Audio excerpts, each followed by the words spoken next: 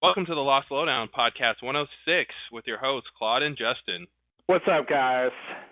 We are back continuing our commentary series with Exodus Part 2, Episode 124, the Slam Bang Extravaganza.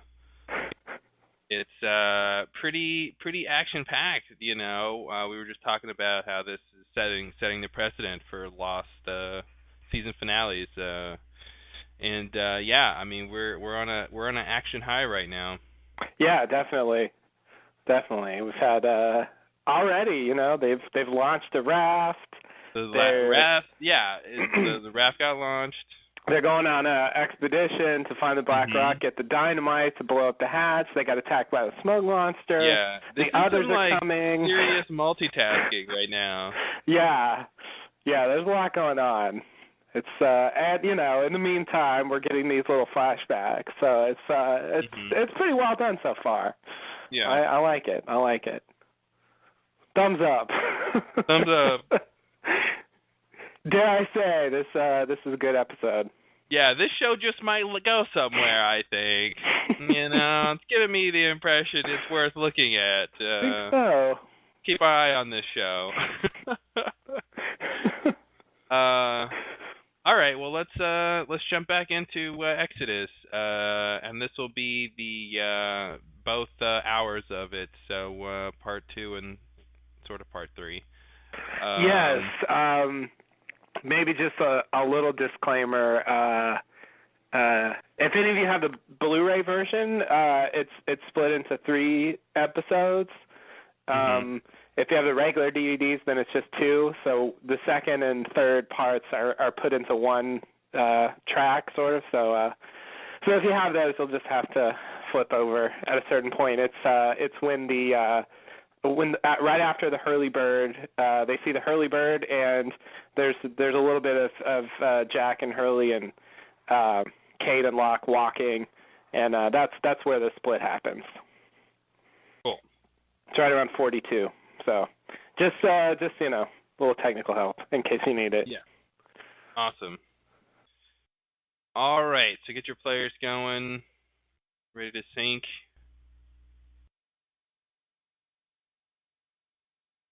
Are you ready? Okay. Sorry, hold on. Okay, I am ready. All right, here we go. Okay. 3, 2, 1, go.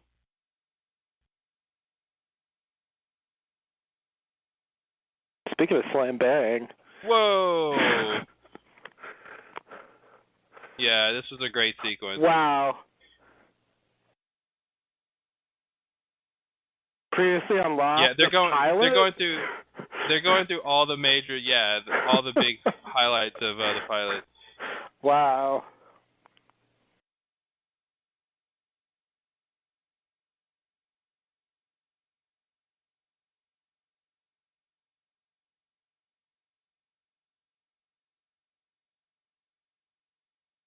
Oh my God.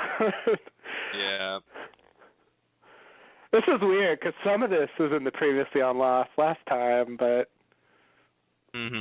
Yeah, they're giving us more about like this whole Danielle thing for some reason. Yeah. Well, because what she's gonna end up doing. So. Yes.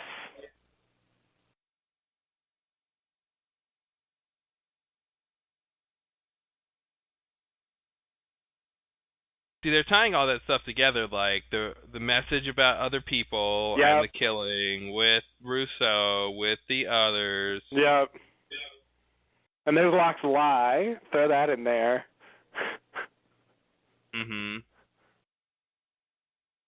Well, not that he's lying, but he's misleading. They didn't burn the raft. Oh, here we go. Now we're up to date.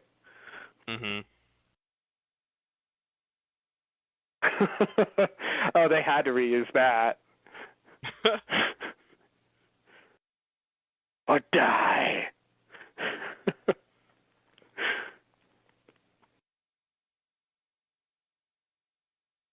Thank you, Ars. Excellent exposition.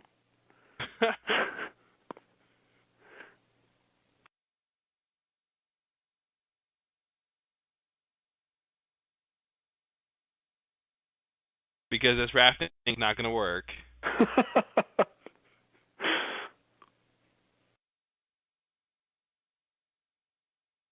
This is their journey music. Yeah. God, man, this is a long previously on Lost. Yeah, wow. They're really taking their time. Like, didn't we just see the previous episode? Like, I know. Like, yes, I remember. That happened. And that should have been the last shot, but it wasn't. All right. See, that's what they showed right there. It was that first shot. Yeah. Oh, that's it. Yeah. Which is weird that they did that.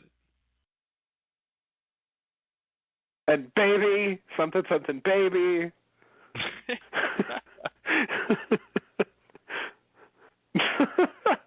There's sand everywhere? There's sand everywhere. Come on, Claire, it's a beach.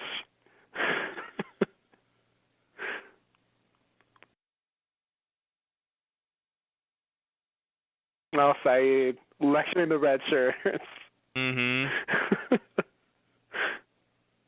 What he does best. I know.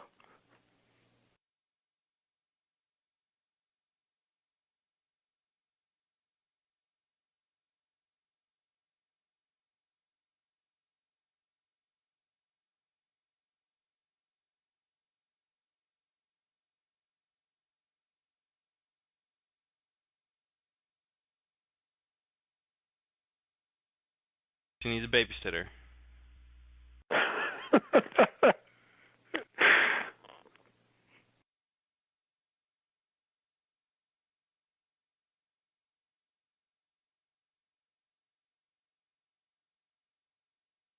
Well, that obviously got here through a big giant wave.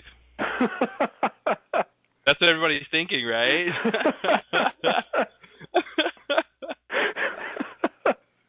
Probably knocked over a statue. Yeah, probably knocked over some statue on the way in.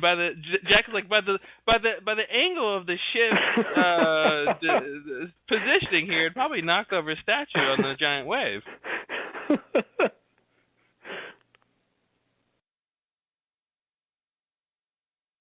Wow, Arts is right.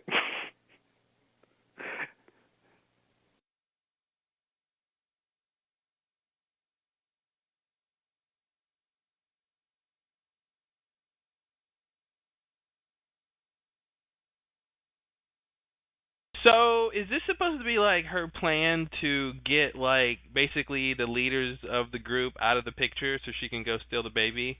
I don't think this was part of the plan. Because that's kind of genius if it was. I mean, yeah. she got Jack and Kate and she got the top honchos to be involved in something else for a second. That's true. I guess if you wanted to, you could say she knew they would. It's a stretch though, because she didn't even know about the hatch until just now. So I don't know why she would think that would make them want to go get dynamite. Yeah. Well, maybe she just played it to her advantage, though. Yeah, that's my sense. My sense is that she just walked into a situation. Yeah, and it's like, oh, well, look at this. I can say we need dynamite. Guess who's gonna go? Yeah. The top guys are gonna go. I'll lead them out there, and then I'll leave. Yeah, and then they'll be out of my way, and I can get the baby. Well, if that's the way she's thinking, she's smart. But I don't know. I don't know if I want to give her that much credit.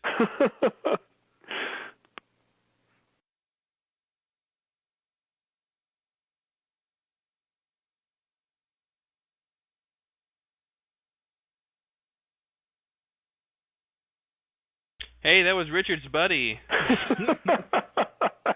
I was just going to try to say something like that. You're right.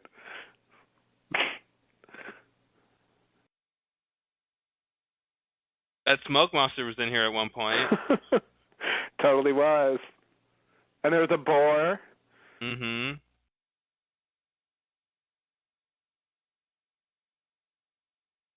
Not quite. I love Locke's wrong guess. Yeah, not quite Mozambique. It sounds true, but he's just wrong. Mm-hmm.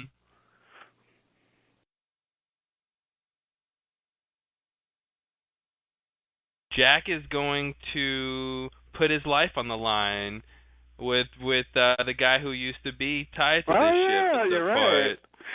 You're totally right. I mean, it's obvious, right? You can guess that by now. Obvious outcome. I'm trying to look at this set really closely because I felt like the season 6 version just didn't look as good or look different or something was weird about it. I think it just felt like it had less stuff in it. Yeah. You know? Maybe that's it. It's just there's just less going on. Yeah.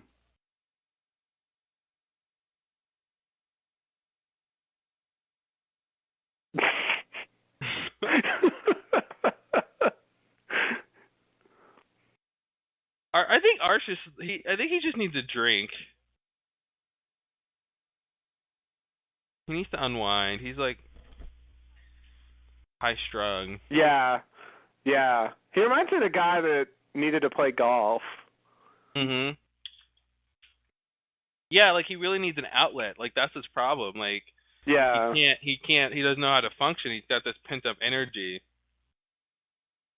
Now maybe it's poetic that he explodes. Good point. That actually makes sense. That little thread there about like, you guys are the, in crowd and there's all these other people here, and I see a line from that straight to Nikki and Paulo. Oh, totally. That's where it starts. They're like the full realization of that. It's like, no, we're not just going to throw in this one-time character. We're going to make regulars out of these red shirts.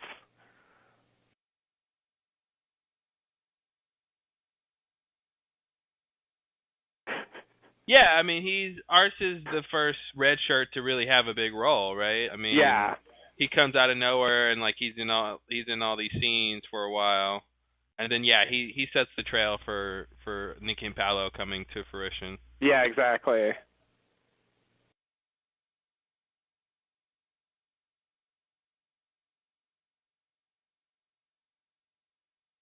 Yeah, and see, Russo left, so she isn't even there to help them with this process. Yeah.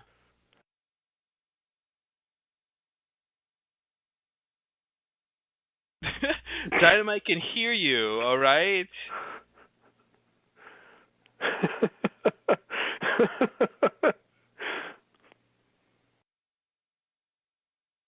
It was so cool because he's like, what is he, like a high school chemistry teacher or something?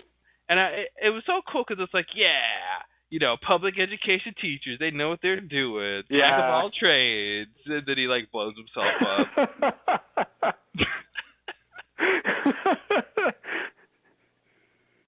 Obvious public education joke.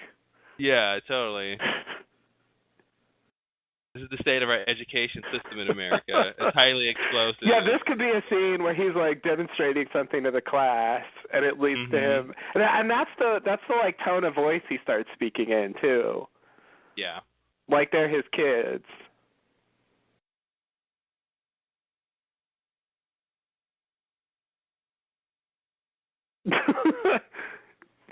Give me a what? Yeah, and that Sawyer's line, give me your shirt. It really is. So I'm going to slap you. Oh, man. At least he doesn't want to just put the shirt on. See, that's the problem. Like, he's not paying attention because he's trying to lecture. Yeah. God, that's scary. That is scary.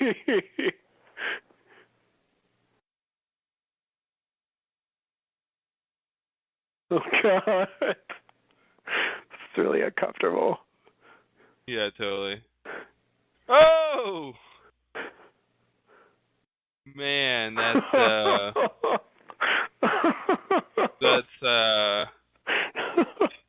Don't try this at home, kids.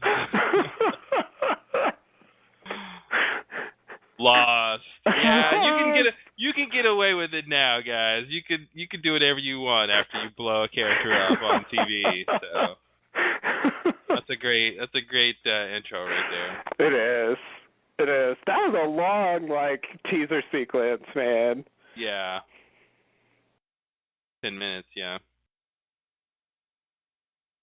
But I guess it's a long episode, so.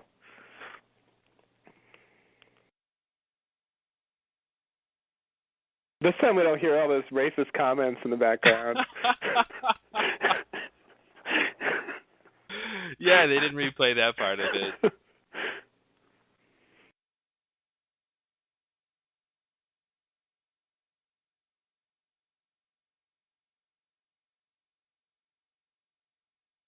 Did he claim his friend's body or not? Did we ever figure out, he said, I'm going to wait to claim my friend's body? Claim my friend's body? What?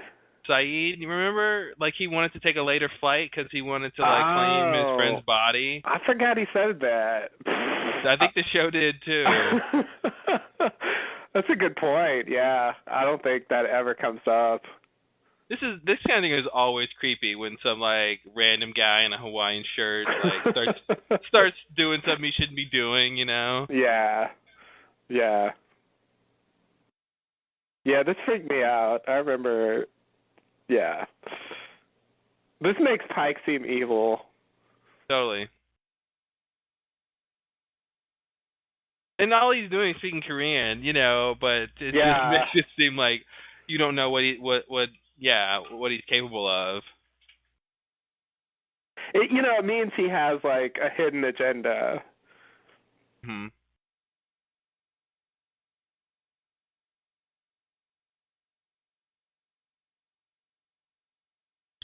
And I'm wondering if the guy is just one of Pike's golf buddies who just happens to be in the same area, and Pike's like, hey, man, my stupid son-in-law is going to be there. Can you go, scare him for me? Yeah. This guy's got a layover between Hong Kong and, Dubai, and he's like, oh, sure, why not? Yeah.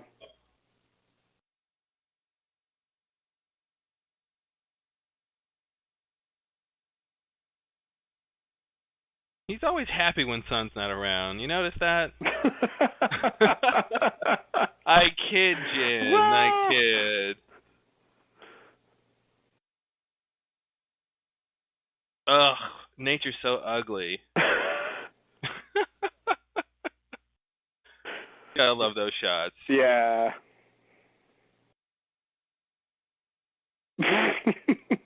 Yeah, so you're a good. You need to be a great real estate agent. Just, build where the best land is.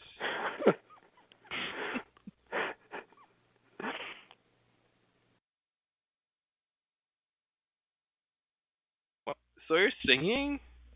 Mhm. I don't remember this happening much ever.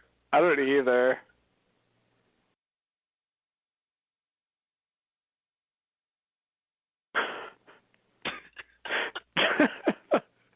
That was weird. Well, the story's like, I thought Bob Marley was a white cowboy thing. Like, this guy likes Bob Marley. Michael's all right.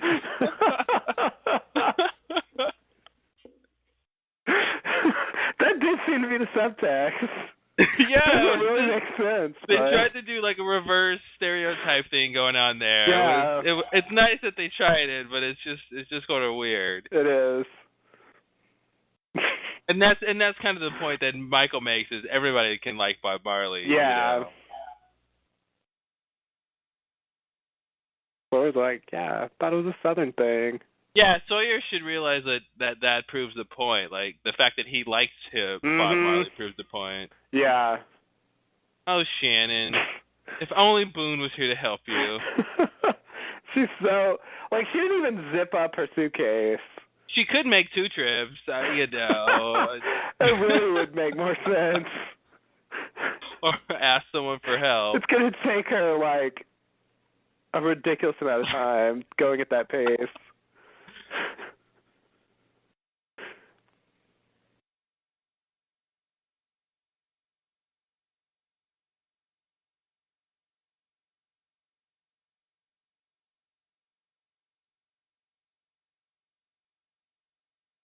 Well, technically you're running first, and then you're hiding. And then you'll die.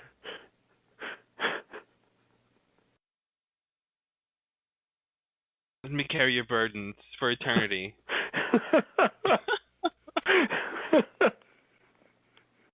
Remember when there was 4 sets of footprints? Those four were Vincent, and they were all on his back. Vincent carries them all.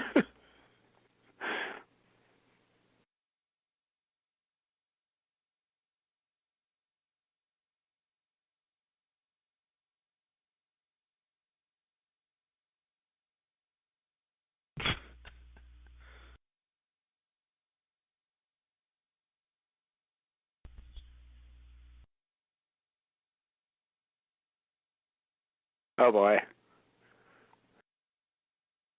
Well, they're going to see someone else explode like that later. Yep. Well, he's going to be there too. He's going to be there too. It won't be his first time, and he gets there.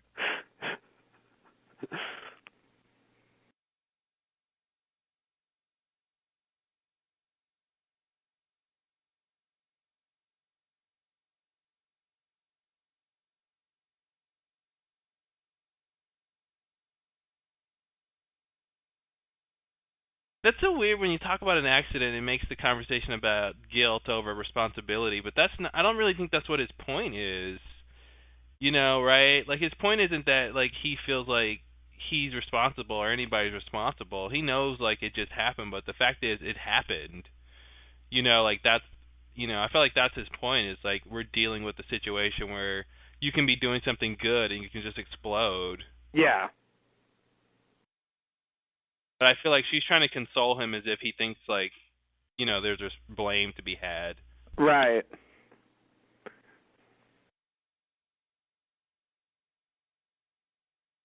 Well, yeah. I mean, he sort of thought, he was suggesting that maybe the curse caused it to happen, and so it's like indirectly his fault. Hmm.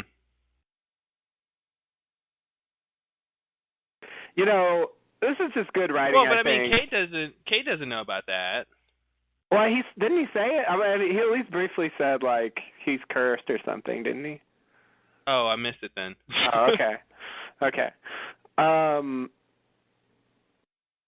This is great because now that we've seen Arse blow up, it's real. Mm-hmm. The threat is real, and yeah. these scenes are even more tense. Totally. But at the same time, less tense because they've already blown one person up. They're not going to blow these guys up, but we do know the threat is real. And I think the first time, though, I think you can feel it. You don't fully realize how improbable it is they're going to blow these characters up. Yeah. No, it's definitely not as obvious. And Locke fucking around. Yeah, you gotta love that. God. Terry O'Quinn, ladies and gentlemen. Yeah. Yes, he does.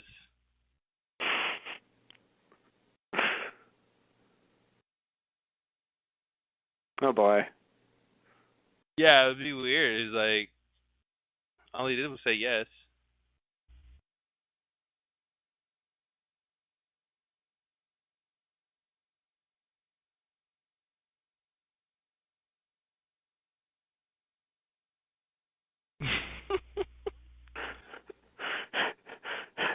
Their relationship is so like primal, It's like Charlie is showing how he can take care of them. Look, yep. I have made transportation for young one. This mm-hmm. is, now you shall like me for my qualities I can provide. Yeah, totally. Oh boy. This isn't going to turn out well. Stay here with the crazy woman, okay? That's a nice baby you have there, Claire. Yeah. Well, I didn't notice that baby that was in your arms until now. I want to eat him.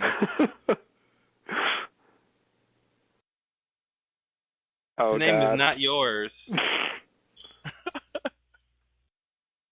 Oh, dear.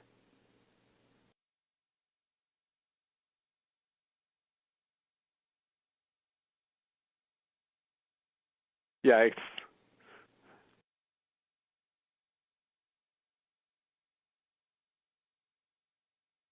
Uh-oh. Oh, okay. That's right. They give you the flashback. She just doesn't remember. That's not a good memory to have right now. No. She's trying to help Claire, but she is going to steal your baby. It's kind of a double whammy.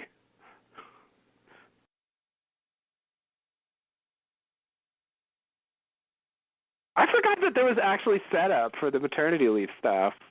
That's weird.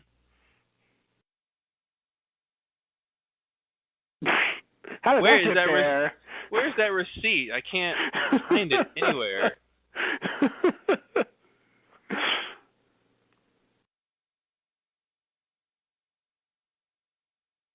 I gotta write this off. Exactly.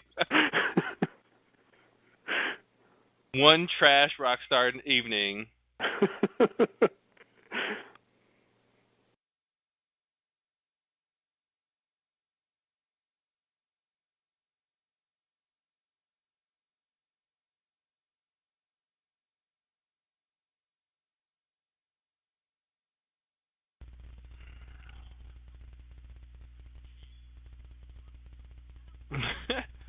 That's what you do with CDs.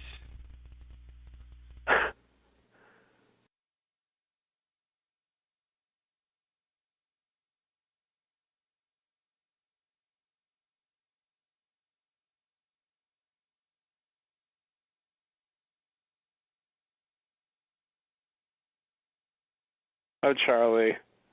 Yeah, what did he like? He's gonna do a quick bump real quick while she's like in the other 2 feet room. away. Like, yeah.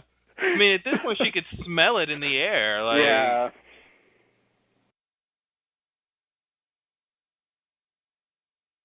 I think the subtext here is drugs are bad.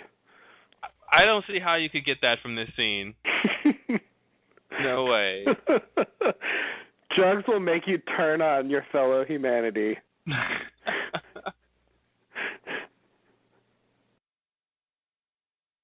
This is a good scene about how drugs can make you happier, right? Look how happy he is.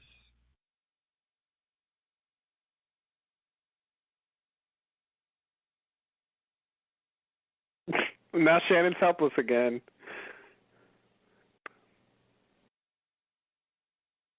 Whoa. Rousseau, like, knocked her out? Hey, maybe Son did it, huh? Maybe Son did it. I'm just looking at the scene of the crime here, you know. You think Rousseau took the baby and then Son just, like, gives up on Claire? Hey, she poisoned Michael? I love that. It's like, okay. Yeah. You can't hit me anymore, buddy. I know you're angry. You get 2 free ones. That's it.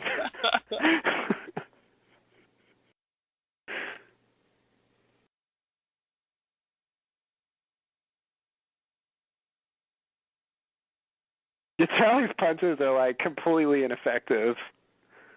That ship looks bigger, too. Yeah, it does. It also looks realer. Whatever that means. Mhm.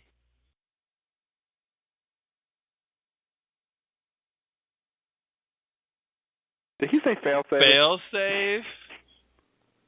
They love failsafes, man. Mhm. It's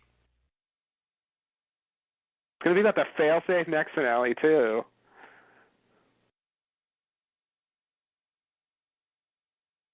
It's always my decision, Kate.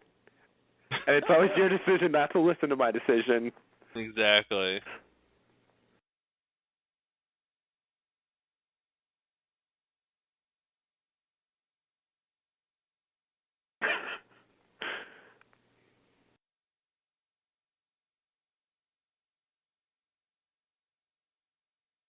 It's ours, Hurley. It's ours.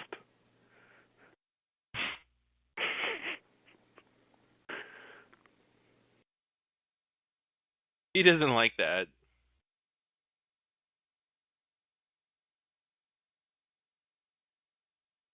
Mhm.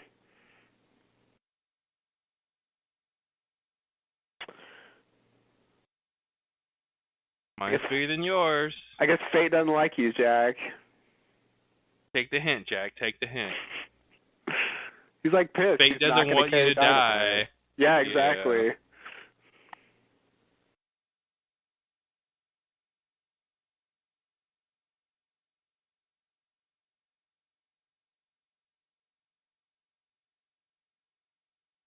Just like Saeed explained to me in the last episode. He really did. Please reiterate that. I wasn't listening before.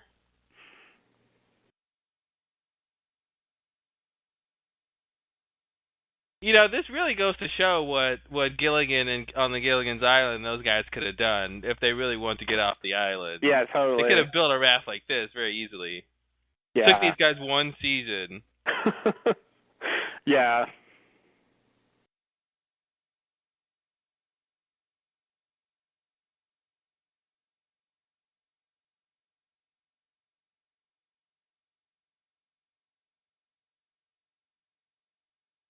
Kazoo? Yeah, I don't know what that means. Walt is something you blow into to make a high-pitched sound.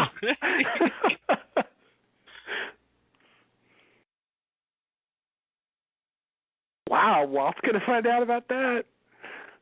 Yikes. Well, they would have told anybody. Damn. I like It just those, got like, real. I like those DIY glasses.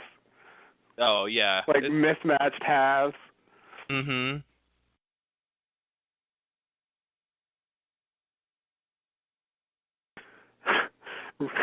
Run and exposition. Very nice. Mm-hmm.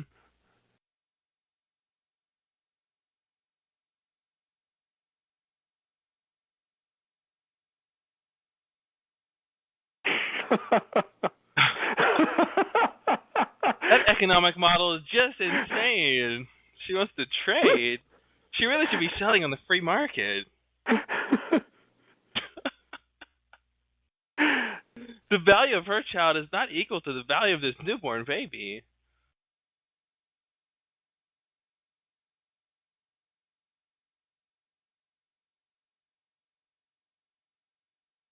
Oh my God.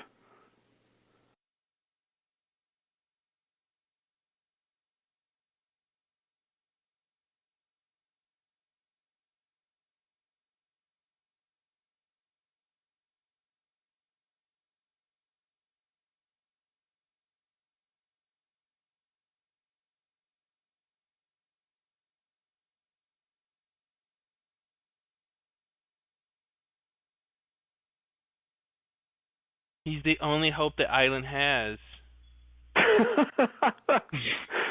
Yeah. Oh, well, no, not really. Not at all. And another ominous smoke shot. Mm-hmm. That's okay, though. For a transition, I'll take it. Yeah, that's fine. I mean, this is the kind of shot they could have ended with in that other episode. Yeah. Where they just pan up to the smoke. Yeah.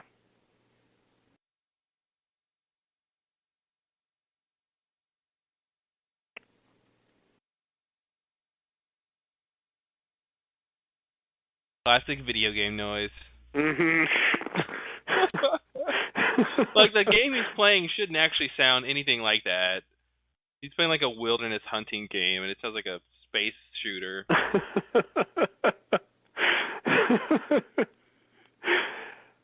Yeah. Yeah, that's... I'm not listening to you. That's all ADR stuff. Yeah, totally. They have like a video game noise track. Yeah.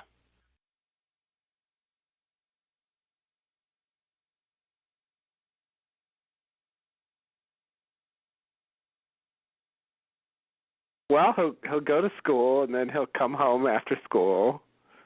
Mhm.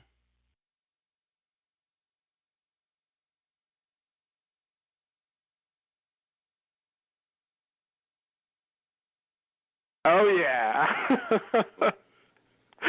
Oh, I love that. Who was that who just went by? Yeah, that's like a Pulp Fiction thing. Like that's This is totally, because whenever they do like these sort of overlapping scenes, and it's like, who can you spot in the scene, you know? Yeah. Yeah. Yeah, like a lot of times they'll do more. They'll actually have interaction or dialogue or something, but like that's just a quick thing.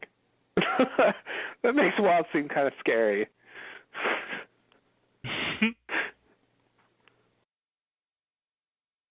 like he teleported over there. I want to believe that that's what happened. Nice.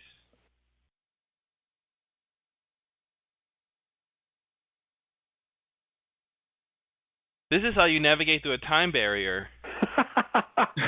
Oh, if only they had Faraday to give them the bearing. Then maybe they could leave. Or we get the sickness. Or that. The other sickness. The other, not the sickness you're thinking of.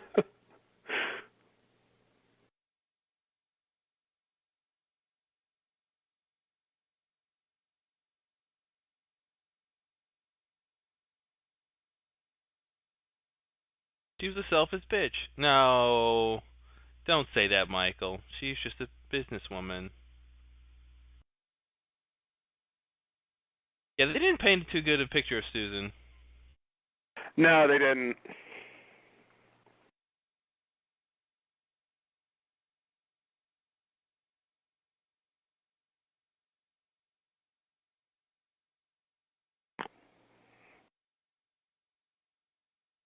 But, you know, I tried to tell her. I think, you know, she wasn't, I mean, she's dead by the time the show starts.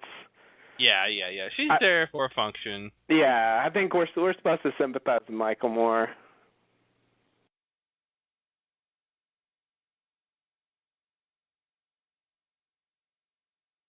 He knows rudder. Love that. I was just reading about this. How useful.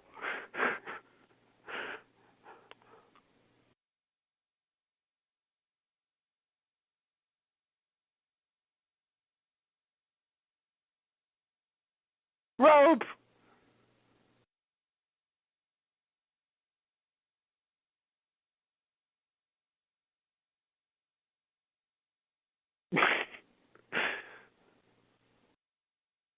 Oh, okay, fine. Seems a little anticlimactic when it's just floating over there. Because they don't show it for a while. They just show him swimming. It's like, oh, it was just over there.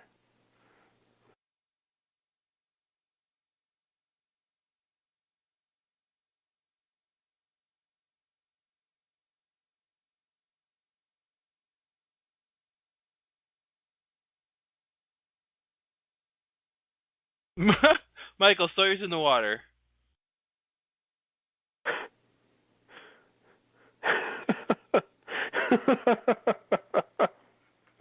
Good translation.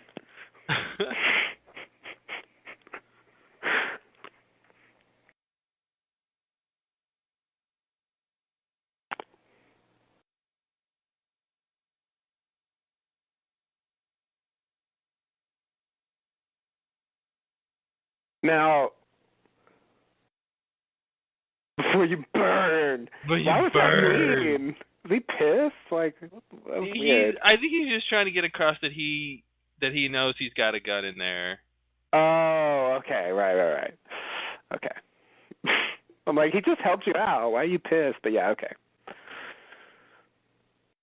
That was a little bit trumped up drama. I mean, it's fine, but they didn't really need that scene. You know, but this is the... Oh, you mean just the rudder thing? Yeah, the rudder thing. Oh, yeah, the rudder things.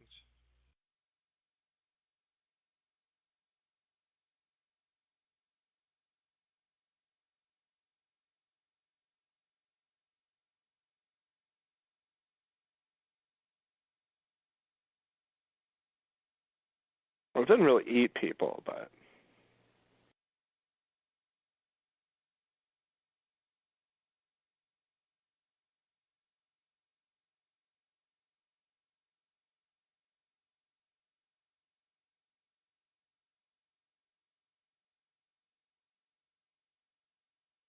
Man, it'd be a bad time for an island earthquake, huh? Yeah, you're right. Hopefully no one turns the donkey wheel. Or moves the cork. Oh, yeah, well, yeah, especially that. Plug or whatever. Cork plug, you know. Mhm.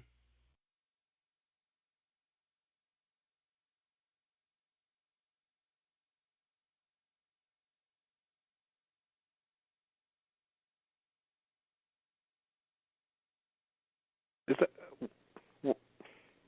what is that over there? I think that's where Boone died, basically. Is it? That's not like Boone's bot. No, they buried him. No, they right? buried him. That's just Okay. a bed. I mean, it's like the infirmary bed, but I guess that's okay. where he was last. It does kind of look like a body's under there. Yeah, that's confused me.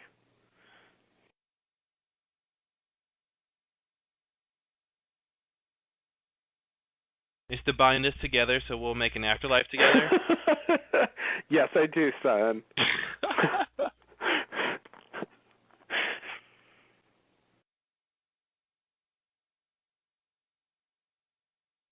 That's it. The island is purgatory.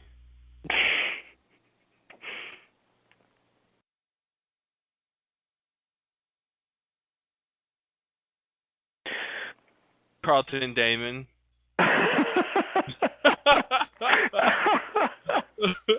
Ouch. Yeah, they really are fate. That's true. This cave set, it definitely looks different from the cave set later.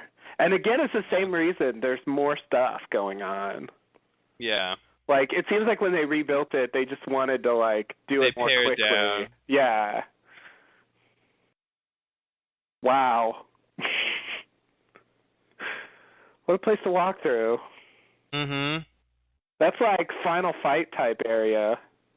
Yeah, and like Kelvin and Desmond. Kelvin and Desmond too, yeah. Yeah. Serious shit goes on when you're in that part of the island. Yeah. Oh, we're getting this thing. This thing's classic. Mhm.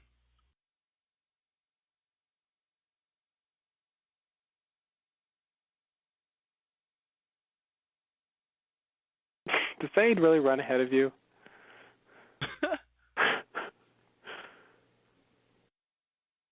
Charlie couldn't keep up. Yeah, he runs fast apparently.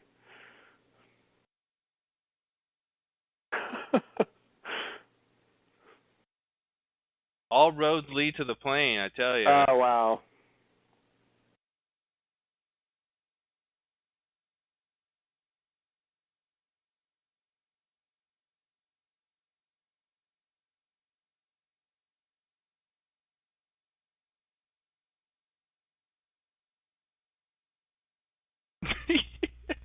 Any drugs hidden there? Oh, really? You don't say. Wow. That's not what he needed to hear. Yeah. This is where the island starts to look like purgatory. Saeed has no idea he just unleashed the beast right now. He has no idea. His little, like, I just told Charlie something he didn't know. I feel better about myself. Like, oops. Yeah.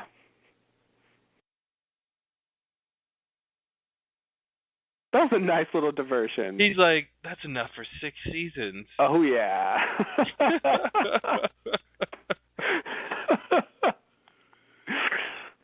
I'm going to come back here as a ghost.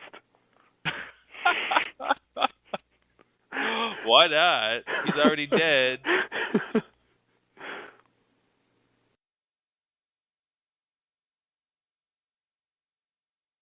Yeah, we're getting a whole sequence about the drama of them not blowing up. You know, they're all transporting dynamite just so they can get back in time to blow up the hatch so that they can get 40 people down in there before the others just get to. So they have no real, like, time frame. Like, they just are trying to get there as soon as possible. Yeah. Yeah. It's a little disappointing that whole plan never really comes to fruition at all. Yeah. Because it makes this mission, like, a little superfluous. I mean, I guess they needed to get in there at some point, but...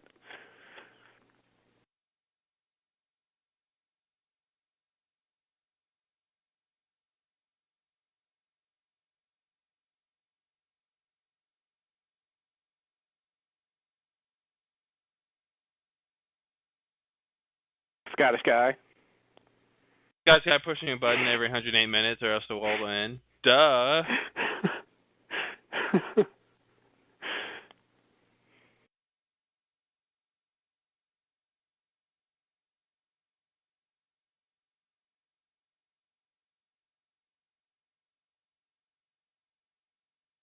I still find it weird how much he invests in that hatch. Who, Locke? Yeah, Locke. Man, but you can't blame him, Hurley Bird. Oh, yeah. He Man, just that's said a weird Hurley. bird. He just said Hurley. Didn't you hear him? Writers patting themselves on the back. Yep, well done, well done. I mean, I don't think you can blame him, though. I mean, he's looking for hope, like you just said. He's looking for a sign, and he finds something fairly miraculous on the surface, and he has nothing else but to go down that path. You know, I mean, it's validated by seeing the smoke monster, by all these other things, you know. Yeah. It's just like the connections aren't really there. He makes a lot of them Yeah, up. no, well, that's what faith is, right? Yeah. It's you putting the connection in there, bridging the gap. Yeah, that's true. Oh, dear. Oh, this is some trees blowing up. This is Holy trees blowing up. He stopped doing that, man. He stopped, like, uprooting trees on a regular basis. Because he has to replant them later. Let's be eco-friendly. He does.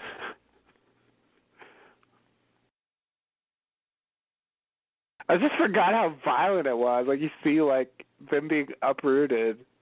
Yeah. Like, what are you doing?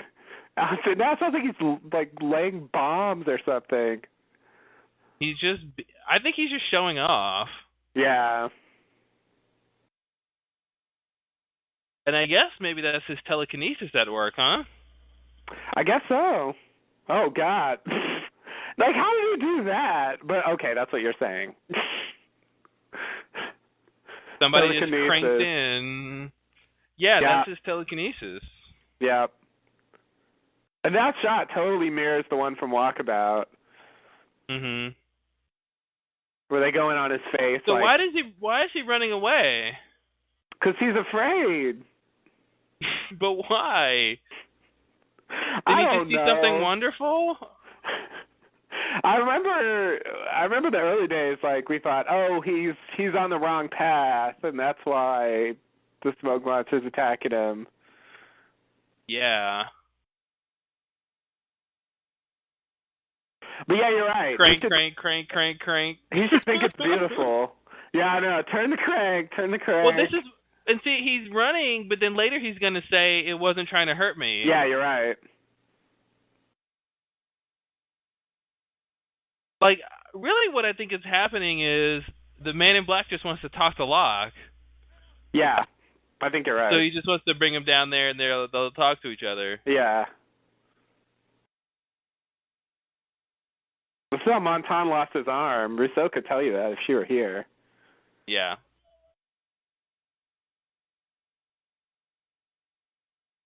Yeah, it's weird. Like, he really will be all right. Yeah. But, you know, when you're watching this, you don't know what the smoke monster is. You can't think it wants to do anything but eat him. That's true.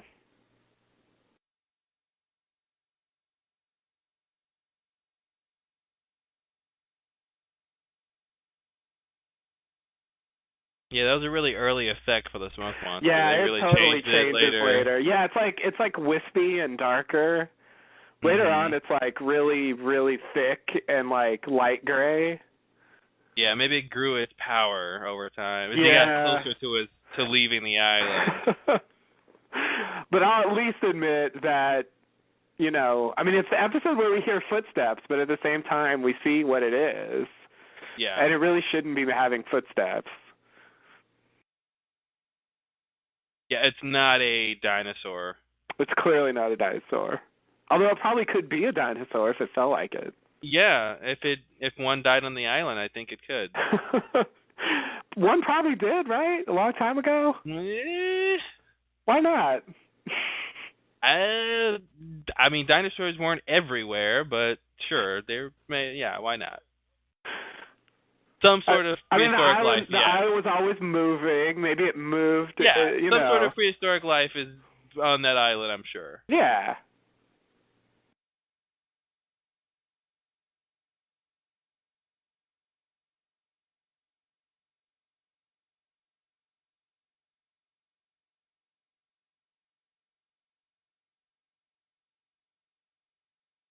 Still got that handcuff on. Yep.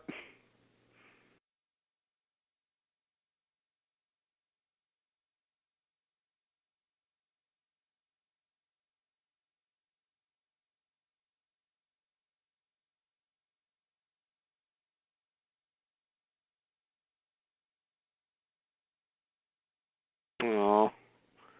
He's going to pawn that later.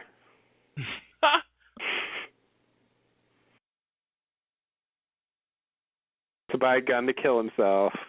Mm-hmm.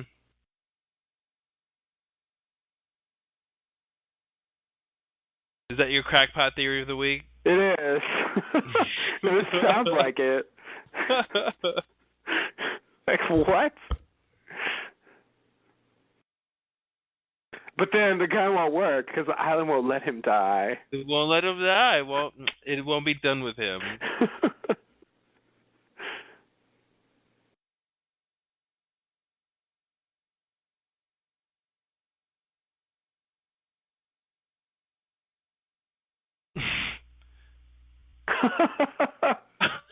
She got guilted into it. She was like, oh, God. He was into trouble making tea. Fine. Yeah. I'll drink it.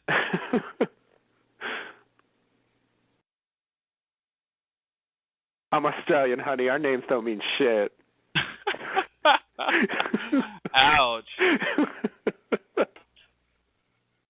Send your hate mail to justin@gmail.com.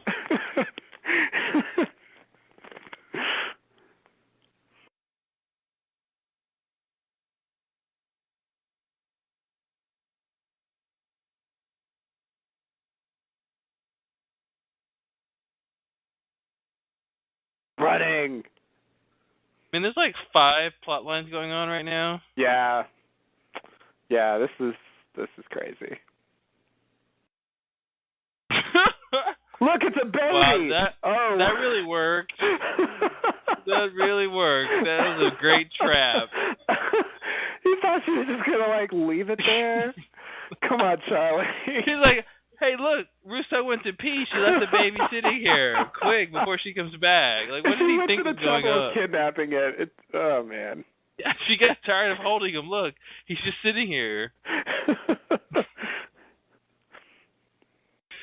She reconsidered her actions and left him here. I'm surprised she didn't put a baby doll there. Yeah, if she had one, she would have. Yeah, you're right. It was improvised. Yeah.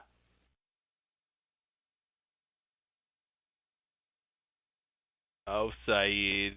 Oh, man, here it comes. Is this even necessary? Like, is he overreacting? I'm just wondering, like, if he just, like, gives it a little bit of time, it'll be fine. It was Saeed's diagnosis that it was bleeding too much.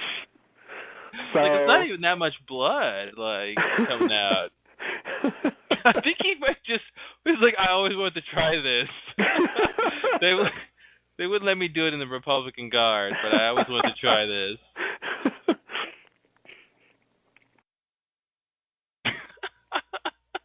Like, I don't know if that was necessary.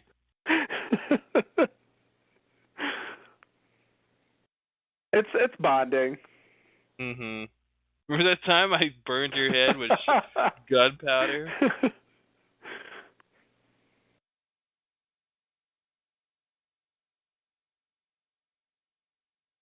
Oh, I thought it was going to be the numbers, but the clock doesn't work. He's cursed. Curses! Wait, what happened? What did that shot mean? The power blew out. Like he had too much plugged in or something. Oh, Somehow okay. the socket burnt out. Right. So all his devices were out. So it wasn't the whole building that the power was out in. It was just his room. Right. Although he should have had a wake-up call, but maybe the phone didn't work. Yeah. Although the power going out usually didn't make the phone go out. Yeah. But whatever. Maybe he just didn't have a wake-up call. But if he did, I guess they could just say they forgot it or something. Mhm. Because of the curse. Although it works out anyway. I mean, it's a pain in the ass, but, like, he makes it. Yeah.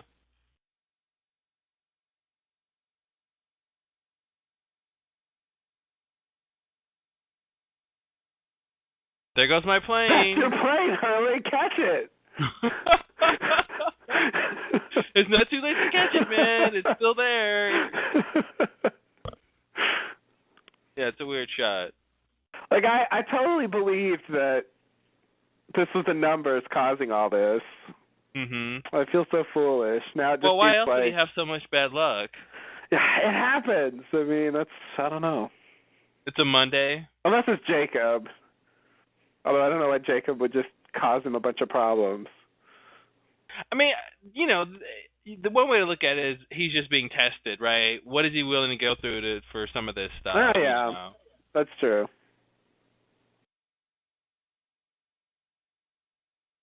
Like, everything is like, okay, now here's another reason not to get on the plane. Yeah. Now I got to buy 2 tickets. What are you going to do about that? Mhm.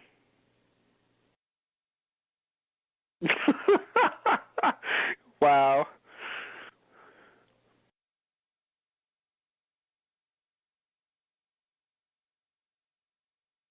Calling someone dear always sounds condescending. Mhm.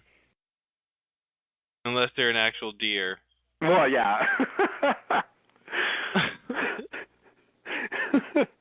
Damn you, English.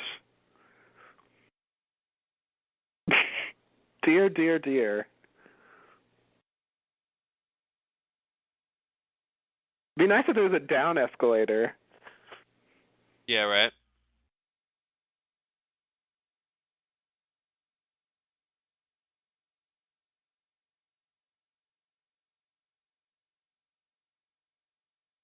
What is this music? Yeah, it's a little weird. Almost Zydeco. Yeah. I don't know what we're doing with this music. It's like accordion and harmonica. Like, what the fuck? Mhm. This guy. Oh, man. And that's cool because he's dead. He's already blown up, so it's cool to be like, oh, now we get to see him again. Yeah, totally. They love that.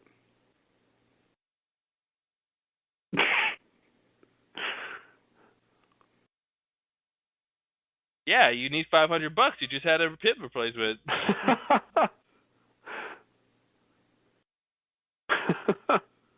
Capitalism.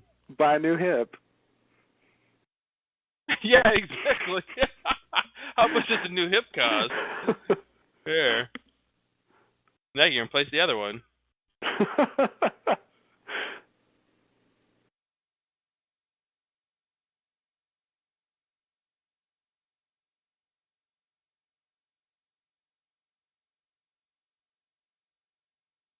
Why does he want to get on his plane so bad? I mean, did they give us any like reason? I think he's missing a suitcase, or did he check it or something? Because he had 2 suitcases. I thought he had one. He might have checked it at that first counter. I love that he just puts the thing in the machine. He's like, I can do this part. You know, it's not anything special to scan that ticket.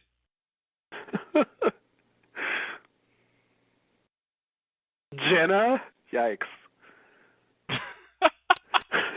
You're judgmental of all these Australian names. Like, Jenna, really? I don't buy it.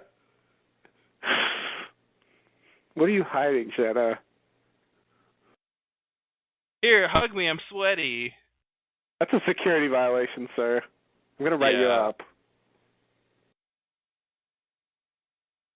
Gate 23. Uh-oh. He's repeating the numbers. Why is he doing that? Is Is he like trying to call Bloody Mary or something? Like that's. I don't think you're supposed to do that with something that's evil. Yeah, You're not supposed to say its name. Like bringing forth the power of the numbers or something.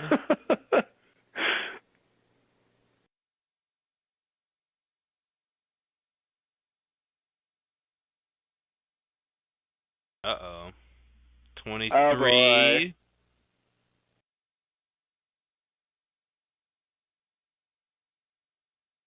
God, I wish the numbers meant something. Yeah, I know. Man, that would have been great. I know. I forgot, like, they actually have people openly acknowledge that the numbers come up in their lives. Because what number was Kate at the end with the candidate numbers? Oh, that's a good question. Actually, she wasn't one of the numbers. That was the thing. She was crossed off.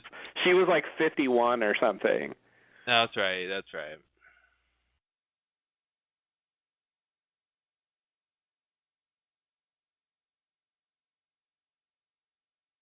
He was trying to have a meeting. He was afraid, though. There's something weird about that whole thing. I don't know exactly what I'm supposed to think about that. So maybe he just was afraid, even though he didn't think it would hurt him. I don't know. It's weird. He was afraid of getting caught, and then when he got caught, he realized that it wasn't going to kill him. Maybe. Yeah.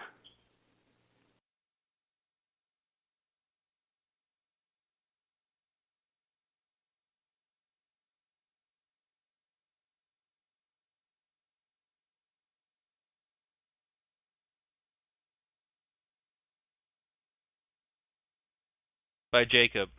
To prove the point about humanity. And Jack, I was paralyzed from the waist down before I got here, and when I crashed here, I could walk again. He can't say that. That'd be too convincing. I feel like Jack would buy into that more than this mumbo jumbo about the island brought us here and it chose us, and it's like, what? Yeah.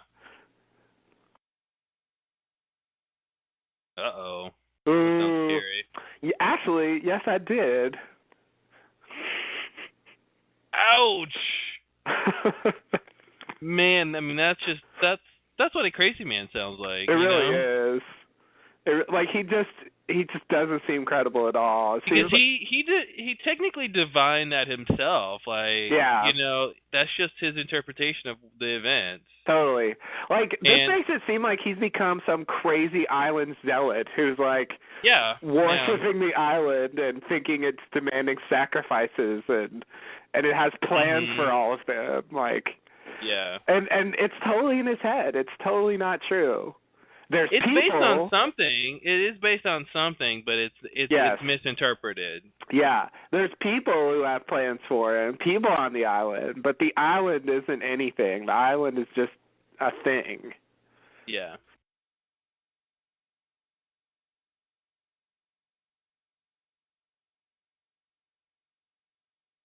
Why I oughta.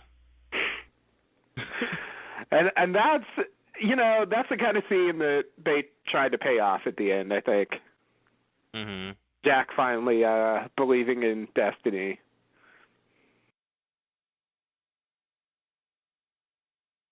Too bad Locke wasn't around. Destiny is just a man who has the power to control your life. I think that's really what they say by the end of the show.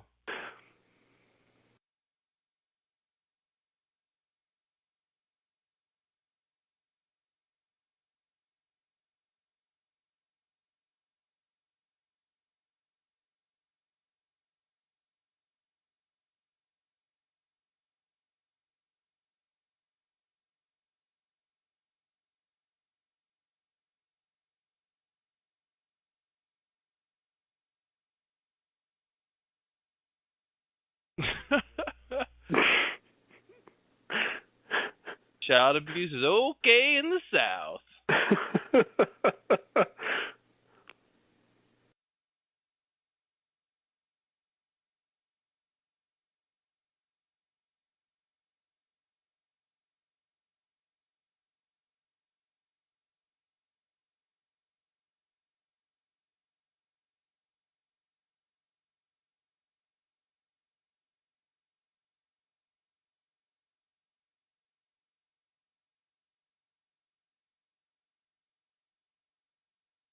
Oh, he's got 2 choices.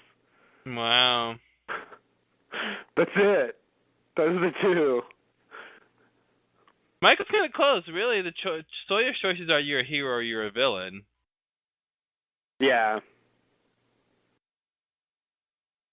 But everyone's always trying to reduce everyone else down to something. Totally. It's a shark. It's a Dharma shark. Oh, I wish it were true. You're gonna need a bigger raft.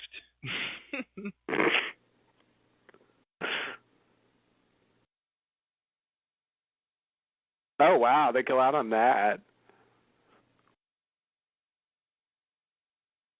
Locke always looks so pathetic in that wheelchair. Yeah, he really plays it up.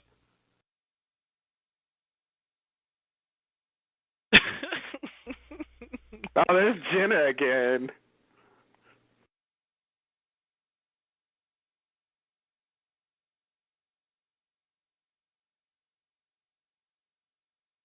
That won't be too humiliating.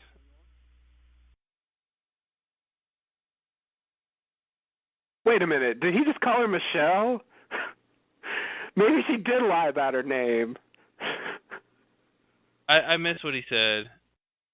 I think he called her Michelle.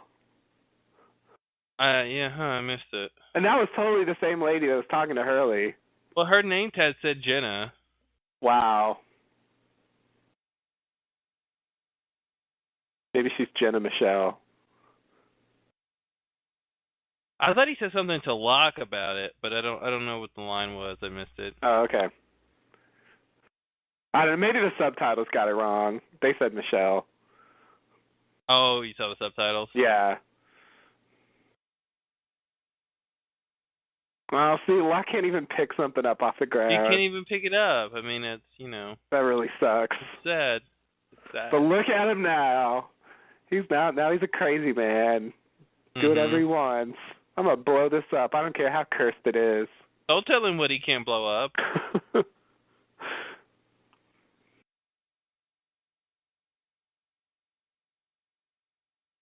It's like, well, I hope the others didn't kill our friends at the beach yet. We don't know. Well, they're all at the caves now. Well, yeah, they could have all died by now. They have no idea.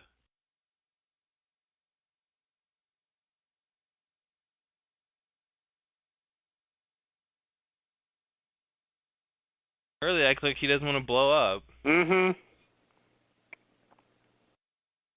Be careful. Is it, Jack?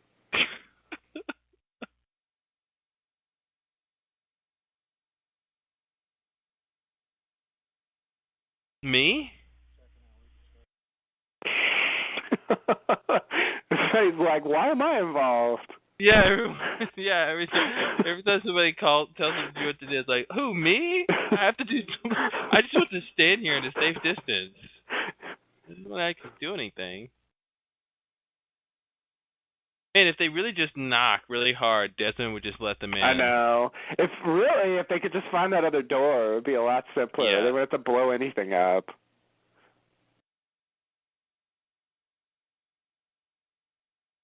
Now it's night. Mm-hmm. Everything is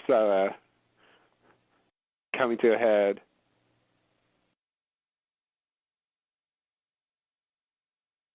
The others can fly. I remember that. The others don't leave footprints. That's a weird thing. Uh-huh. Like, why are there no footprints if Rousseau lit it? Like, she leaves footprints, doesn't she? Yeah. But he's not looking for one track. He's looking for a whole bunch. Yeah. Danielle, is that you crying? Wow. No need to whine. Just bring the baby out.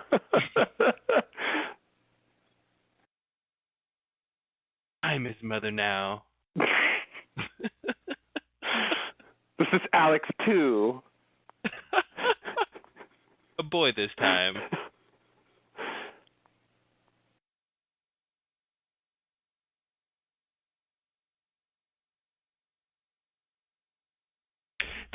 whole thing I remember talking about this in the original run of the podcast, like, you know, this idea that she thought if she just recreated the circumstances of when her baby was taken, that they would come back with Alex. You know? Not that they would just come back, but she wants, you know, she doesn't just want to give Aaron up. She wants her baby back. So she's making like 2 to 3 steps and leaps of logic here. And then on top of that, she you know, supposedly lit this fire herself. Right. So. Yeah. That makes her really insane. Yeah. Like, she buys into her own fantasies. Yeah, whatever version of reality she can muster, she'll believe in. Yeah, and it's weird because I never thought she was that crazy, but like that makes her seem really crazy. Yeah. I mean, it's kind of like she's at her wit's end, and she's like, "Well, I haven't tried this. You know, there's a baby here, so maybe I'll light the fire. I'll have a baby." And then magically, I'll time travel and be able to stop what's tormenting me from happening. That's what she wants. Yeah. You know, she really wants to just go back in time and stop it from happening. Which is tragic, you know.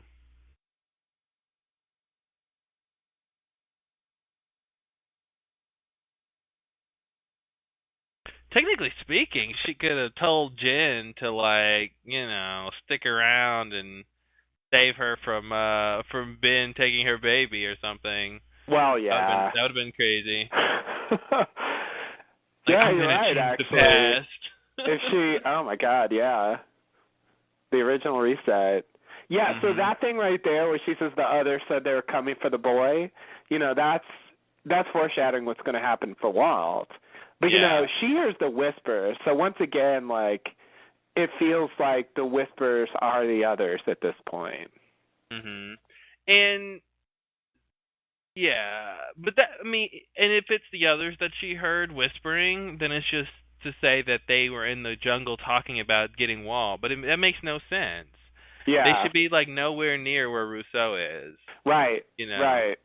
And why would they be talking about that as they're walking through the jungle? Like, yep, we're gonna get the boy.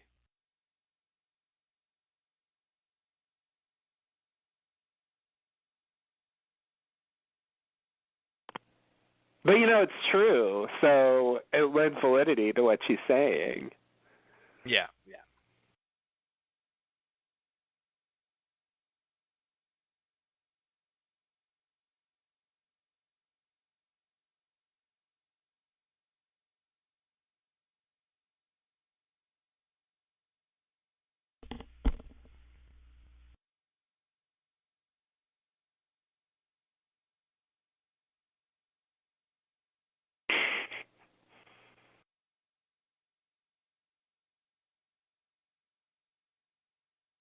I want to check and see if there's any numbers on this thing.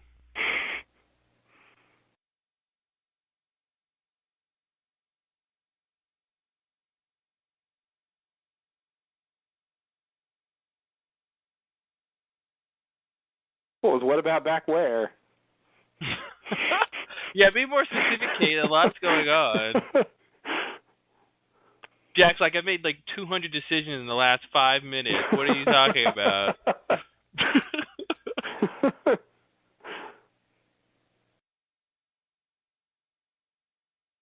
Will do then. Uh-oh. We're going to have a lock problem. And nothing gets lockout. I remember Once you're thinking infested. that was a really big deal, but they just bicker all next season. That's all that happens. Yeah, exactly. Yeah. I thought it was going to be some big, like, crazy confrontation. Mm-hmm. Now this right here. Oops. That was the curse that tripped you. It was. Hello, Hurley. Remember me?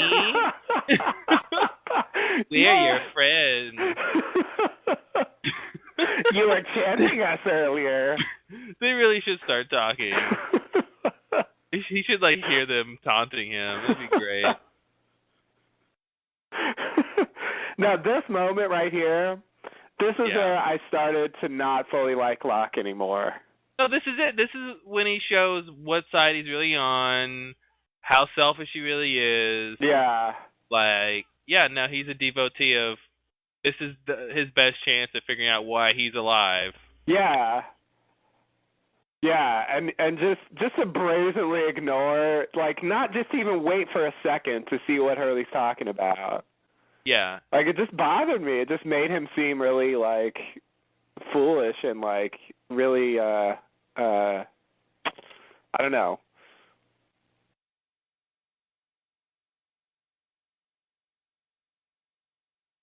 Like, I just didn't trust him anymore. Yeah. I'm like, if he's going to do something like that, like, I don't know what else he's going to do later. Exactly, yeah. Whereas so far I've thought, oh, he's got his head on straight. He knows what's going on. Mm-hmm. I can count on him to do the right thing. Yeah. Even if he does it in a different way, you wouldn't agree with, like, yeah, you can count on him to do the right thing. But now it's like he's going to do his thing. Yeah, exactly. It's about him. He's not really worried about other people's craziness.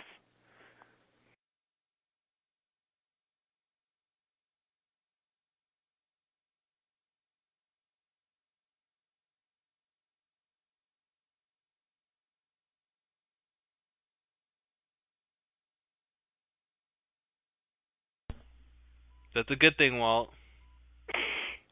You don't want to find it, guys. You don't want to find it. It really sucks that you're fighting over this. Mm-hmm. Jim's like, I don't know what you're talking about, but... Jim's like, someone answer that phone.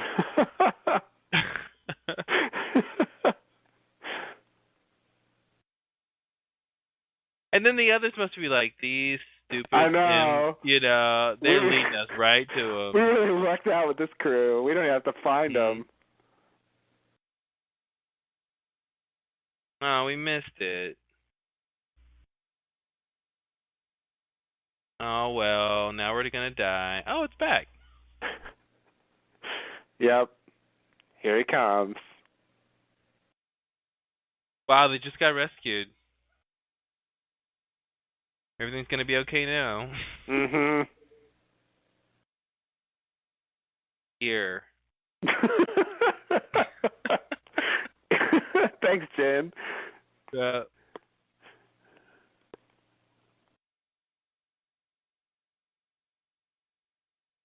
Probably the U.S. Coast Guard. I hope so. Or maybe just some pirates. Friendly pirates.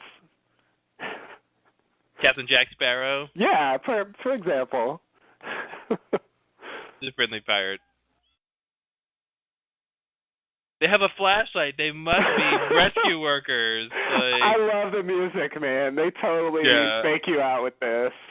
Yeah, totally. It's like, yeah, ooh, yeah, this is great. Mm-hmm. Come on over, guys. Come on, we're totally defenseless.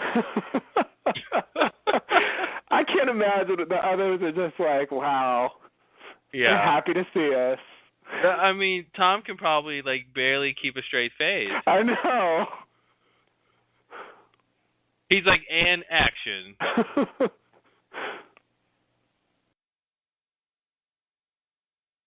Is that Colleen in the background? Was that Colleen in the boat?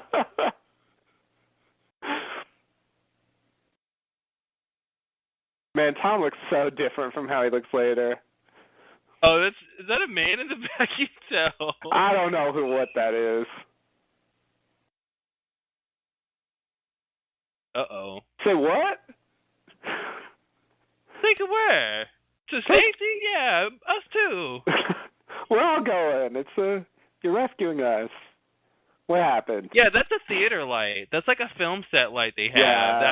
I never realized that. I mean, maybe boat lights might look like that, but that looks totally like a prop light. Yeah. Yeah, I wouldn't be surprised if that's just what they used. Mm-hmm. Sawyer's got a gun. Save us all, Sawyer. Uh-oh.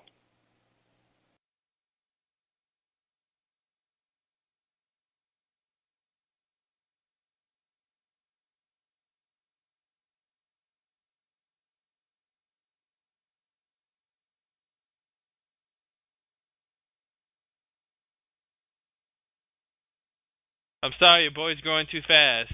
We gotta take him. Thanks, Colleen. Yeah, I think that was Colleen.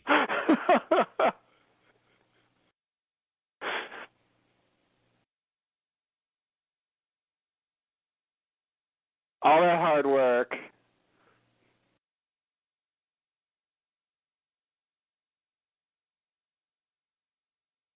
I'll get you back in season 2.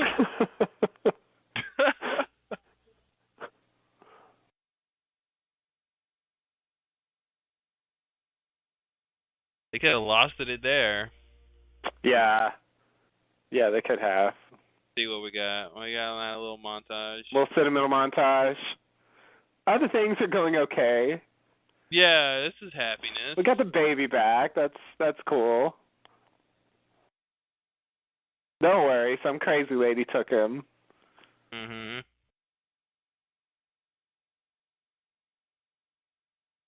She probably won't try it again because obviously her logic was flawed. Yeah, she sees the error of her ways now.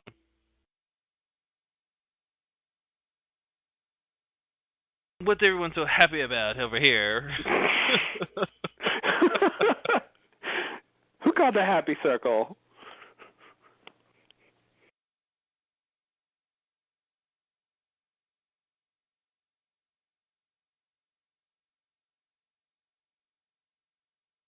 I like gunpowder on a man's face, Shannon. You won't believe the day I had. It was amazing.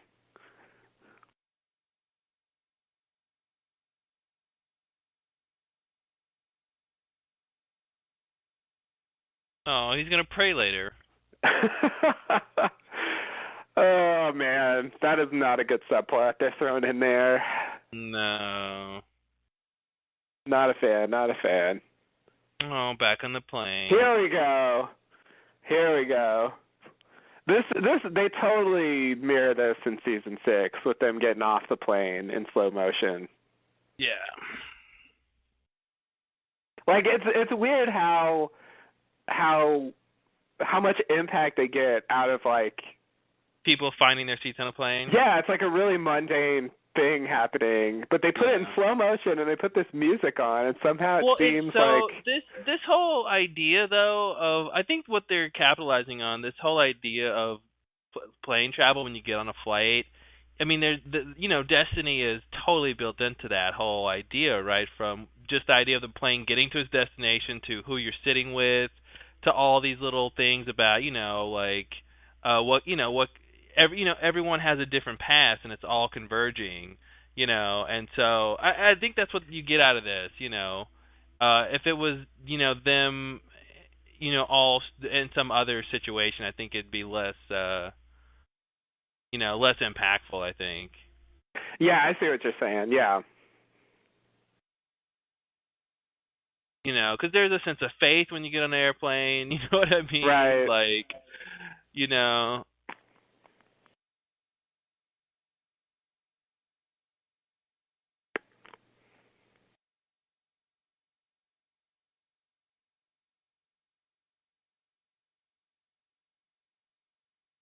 Oh, Nadia.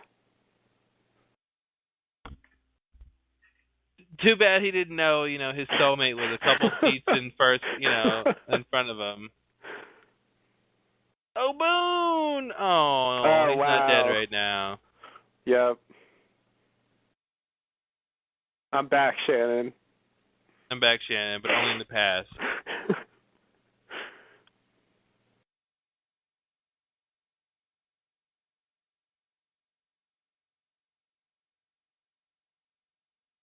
This plane's going down, kid. That's what thumbs up means. Yeah. He's like, our plan's going to work. We're going to land on that island. Like, who's that guy? Where'd that guy go sitting next to Hurley? You know what I mean? Yeah. Like, he should be on the island or something. Yeah, you're right. I never really thought about that. But when they show these scenes, all these people should be red shirts. Yeah, totally. And maybe he's somebody who gets sucked out of the plane, but most of them do make it. Oh, here's the answer about the comic book. However much that mattered. Not at all. Yeah. But I like how they just sneak that in there. Mhm.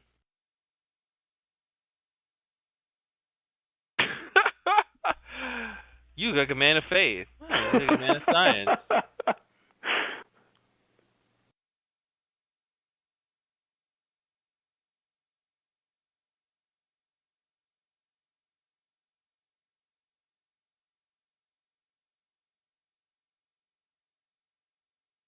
Give me that. Give me that torch. Mhm. Yeah, exactly. I get to see first. Me.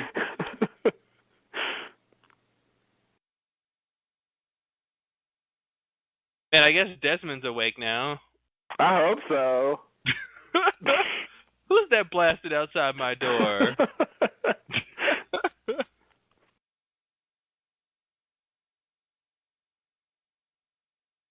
Wow, here we go. This is it. Point of no return. Once you open this, there's no turning back. No.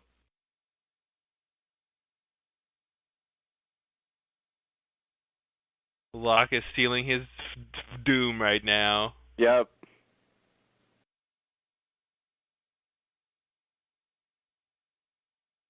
Smoke Monster's going to remind you about this later. One of the first big great shots on Lost. Yep. It's cool. It's cool. They don't tell you that much, and yet they tell you a little bit. They tell you enough to make you care. Yeah, that's a really good ending.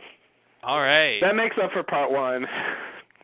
So, as in our original podcast about this episode, let's talk for 6 hours.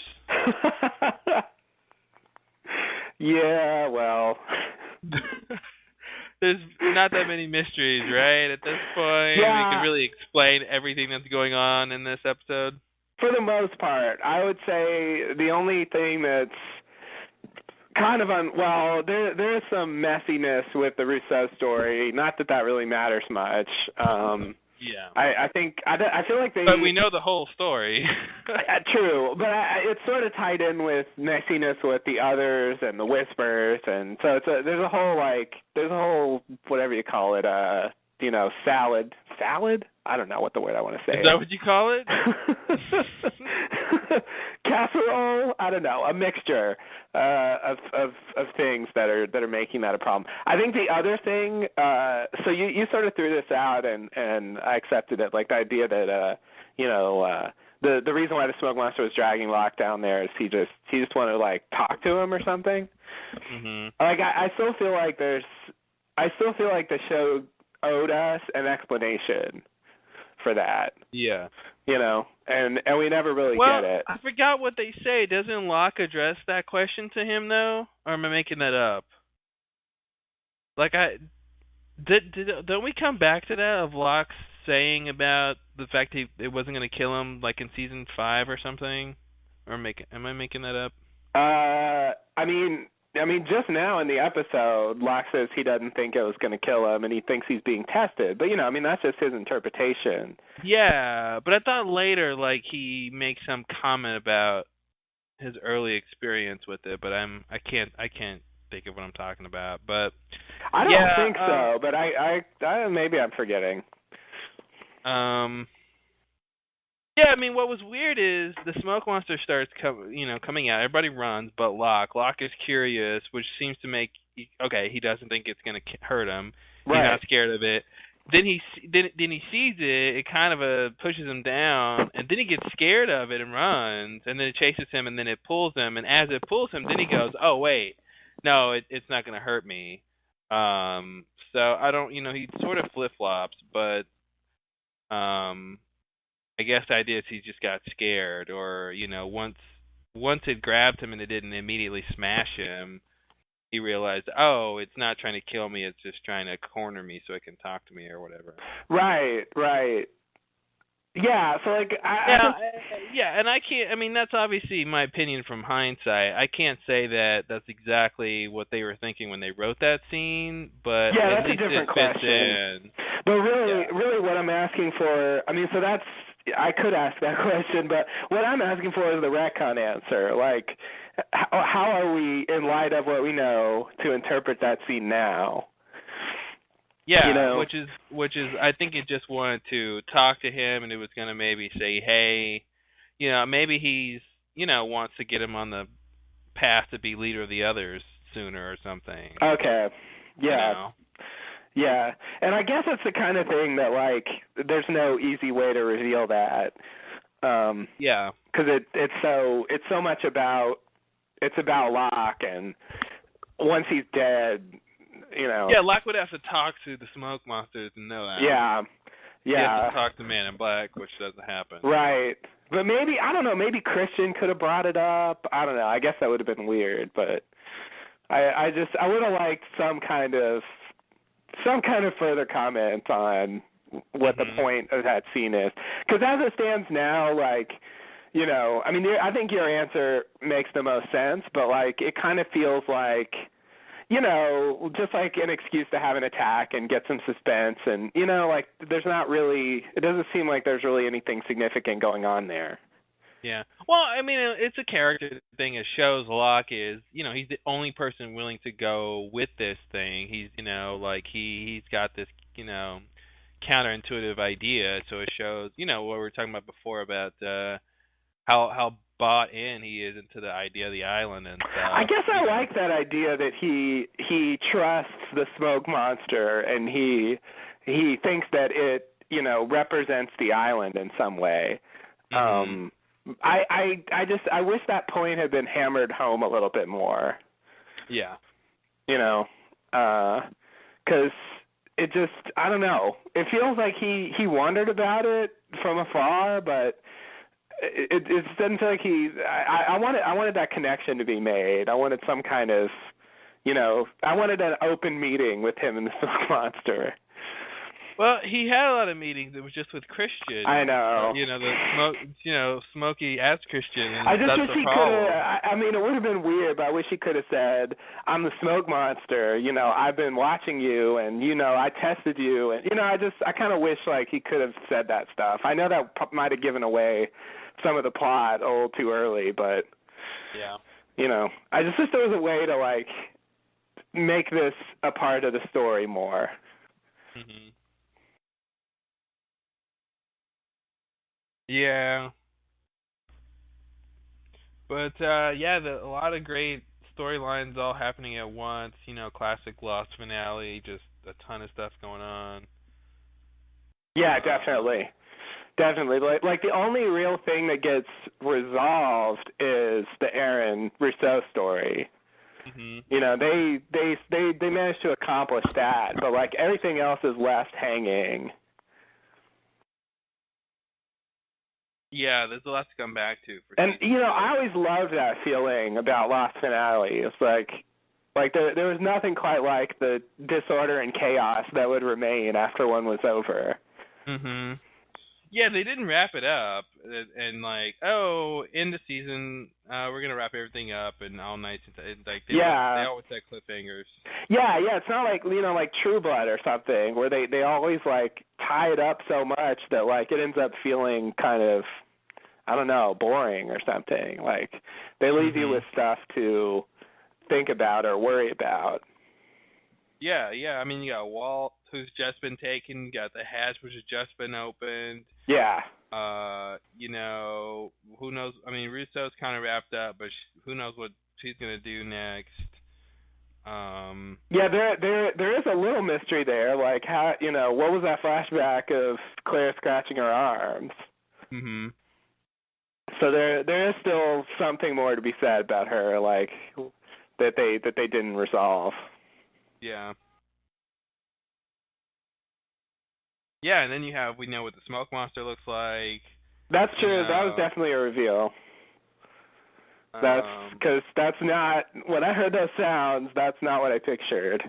No. Because like a cloud of smoke, I don't understand why it has chains in it and. Cranks and gears. Yeah. Like pulleys and whistles and. Yeah. Now I know like a lot of people. Well, okay. I don't know. I haven't taken a survey, but I've often heard it said that that they should have explained why the Smoke Monster made those sounds. That's actually something I don't mind. Like, I can live with, it's this weird creature. I mean, they made it up. Like, they made up the idea of this smoke monster from scratch. I'm willing to live with, it just makes cranking sounds sometimes. Yeah, I feel like it's got to sound like something. Yeah, like, I don't feel like they need to actually tell me, why does it make cranking sounds? I don't know. That's the kind of thing where it's just, it's in the way they're depicting this creature that they've made up, and yeah, if they're gonna tell us why it makes the sounds, they gotta tell us why it looks like what it looks like. Right. They gotta explain the optics of what it's made of and why it looks like that. Because I feel like, it sounds like what it sounds like. We think it sounds like a cranking sound because that's what we're familiar with, but it's really, it's just, we can only process it through the sounds we know from other instances. That's why we consider that a cranking sound, because we've heard that in cranking things. Right. Other things can make that sound that's not a crank, Yeah, exactly. And I guess, I didn't really need to hear that, spelled out. Now, it would have been nice if there was a easy answer like that, but since the reveal is that it's just a supernatural entity, it's not a machine, Right. Yeah, I guess that's the other thing I've heard a lot. Like, people wanted to be able to, infer stuff about the monster from the noises that it makes. Yeah, exactly. And you really can't do that. Like, the noises don't really tell you anything about it. Yeah. But I don't know, to me it works. There's something, it's effective. Mm-hmm. So I don't mind that, I guess. Even though, what I would like is a general explanation. I mean, they're not going to be able to give a technical one because it's a supernatural thing, but I would like some general explanation for what it is. It's evil incarnate. I feel like they dropped the ball on that. I know. How but much more general really? can you be? Yeah, but yes, but right. So there's evil in the cave. Why is the evil in the cave? What's the connection between the evil and the light? I mean, I know it's getting too detailed to really address some of those things, but I don't know. You're 5 seasons early asking these questions. There was something wrong about it's the light that's inside every man, and we have to protect it, otherwise it'll go out everywhere, and it's beautiful and warm, but if you go in there, you turn into evil incarnate. I just don't really understand that. It just doesn't fit to me. It seems like there should have been a dark cave or something with darkness inside it. What should have happened was both Jacob and the Man in Black should have followed in there, and Man in Black comes out evil and Jacob comes out good, and that's what it should have been. Yeah. You know what I mean? And just do a strict dichotomy of good and evil, and just have it, whatever was down there, Jacob was more good, so he got the more good version, and then, Man in Black was more evil, so he got the evil version, and just leave it like that. I mean, that would have been less of a hassle. Yeah, I guess that would work. I still, I mean, then it would be it's it's the light inside every man, so it contains good and evil or something. But and that's good enough. Because Mother says it's everything down there, Right. So it makes sense that there's evil down there, but there should also be good down there too. So. Yeah, you're right. She does say it's life and death and so on, but I just feel like the way it looks and the way it's described makes it seem more good. Mhm. And well, it just that's seems because odd we have very rudimentary expressions of good and evil. Good is light and glowing and warm, and evil is dark and cold. I mean, that's we don't have very good visual vocabulary for those things. So when they want to show an energy vortex hidden with a cork, I mean, there are only 2 ways to show that: either something dark energy or light energy, and they went with the light version. Yeah, Yeah. But the question becomes, okay, does it mean that he took the evil with him when he left, or they don't. The whole point of this, right, is to say that they don't explain what he is. Like they don't explain what the smoke monster is. Is it that he got turned evil and now he looks like a smoke monster, or is it that he is the evil that was down there and it transferred to him and is no longer there anymore? I mean, like, you can't answer those questions. Right. Yeah, and that's sort of what I wanted to hear. I mean, I don't know. I feel like they're drawing on, the inferences we make about what things are like, and it just. I mean, it's not that they're not allowed to write a beautiful glowing cave that contains evil incarnate. I mean, they can write that if they want.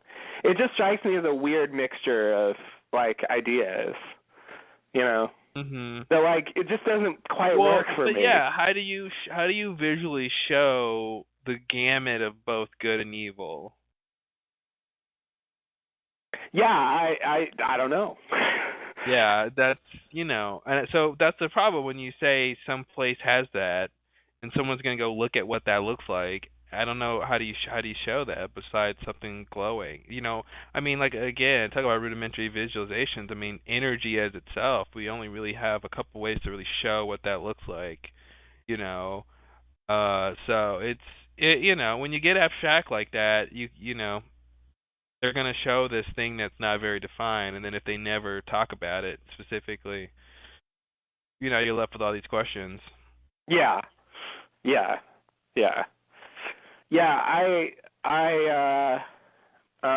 mean, maybe that's what Daniel should have wanted to see, right? Like as a scientist, he could have like done some experiments down there. Yeah, totally. Or Dharma in general. But I mean, it seems. I think they pretty much directly say that, like, the donkey wheel was harnessing the cave power and stuff. So, so they were studying some offshoot of it, I guess. But how he knew how to build that, we'll never know. Oh yeah, of course. No. Yeah. Although, so maybe I'm just saying like What are you just saying? Maybe I'm just saying I don't like the idea of the cave. Like I feel like it just doesn't work. Mhm. The mixture of ideas they wanted to have the cave represent just doesn't quite work. Maybe it's just a combination of the visual versus what they say that's not working for me. But I don't know that they played this like music. I don't know. It's all about atmosphere. But I feel like they know when they show stuff, like they know how that'll be interpreted. Mhm. And you're saying, what about that? Like, you don't think it's interpreted? You don't. I mean, what do you think their interpretation is supposed to be? Well, I don't know. I'm just saying, like, the imagery is confusing. Yeah. Like, I agree with that. It's not, and not in a good way. Like, it feels like a mismatch. Like they just wanted to. Like almost like the cave is a MacGuffin. Like it has whatever they want in it. Mhm. It's not a consistent thing. It's whatever they need it to be. Yeah, well, that's the whole show, right? I mean, like they always do that. They always end up with that kind of explanation where it's just the most convenient thing. Right, but I guess it just bothers me more because it's ostensibly like, the source of the island's power. It probably isn't. It probably isn't the source of the island's power. That's just what they thought it was. That's just what they. You know what I mean? Like that's really the trend of the show, right? Like that's just what the Losties figured the island source was, but they were wrong. There's another one somewhere that's just as important or more important, or it's There's always that explanation. Yeah, I don't find that any more satisfying, but I guess yeah, I mean that's true. Mhm. Yeah, I mean that's just when you decide that your ultimate answer is going to be a light cave You know, I mean, they're already trying to juxtapose two things there, right? You know, because a cave is usually something that's dark, you know. Yeah, that's true. So they're putting light in it, and that's a light cave. So I think they're already trying to do the good and evil thing there. But the problem is just the visual optics of, you know, when there is light, there is no darkness.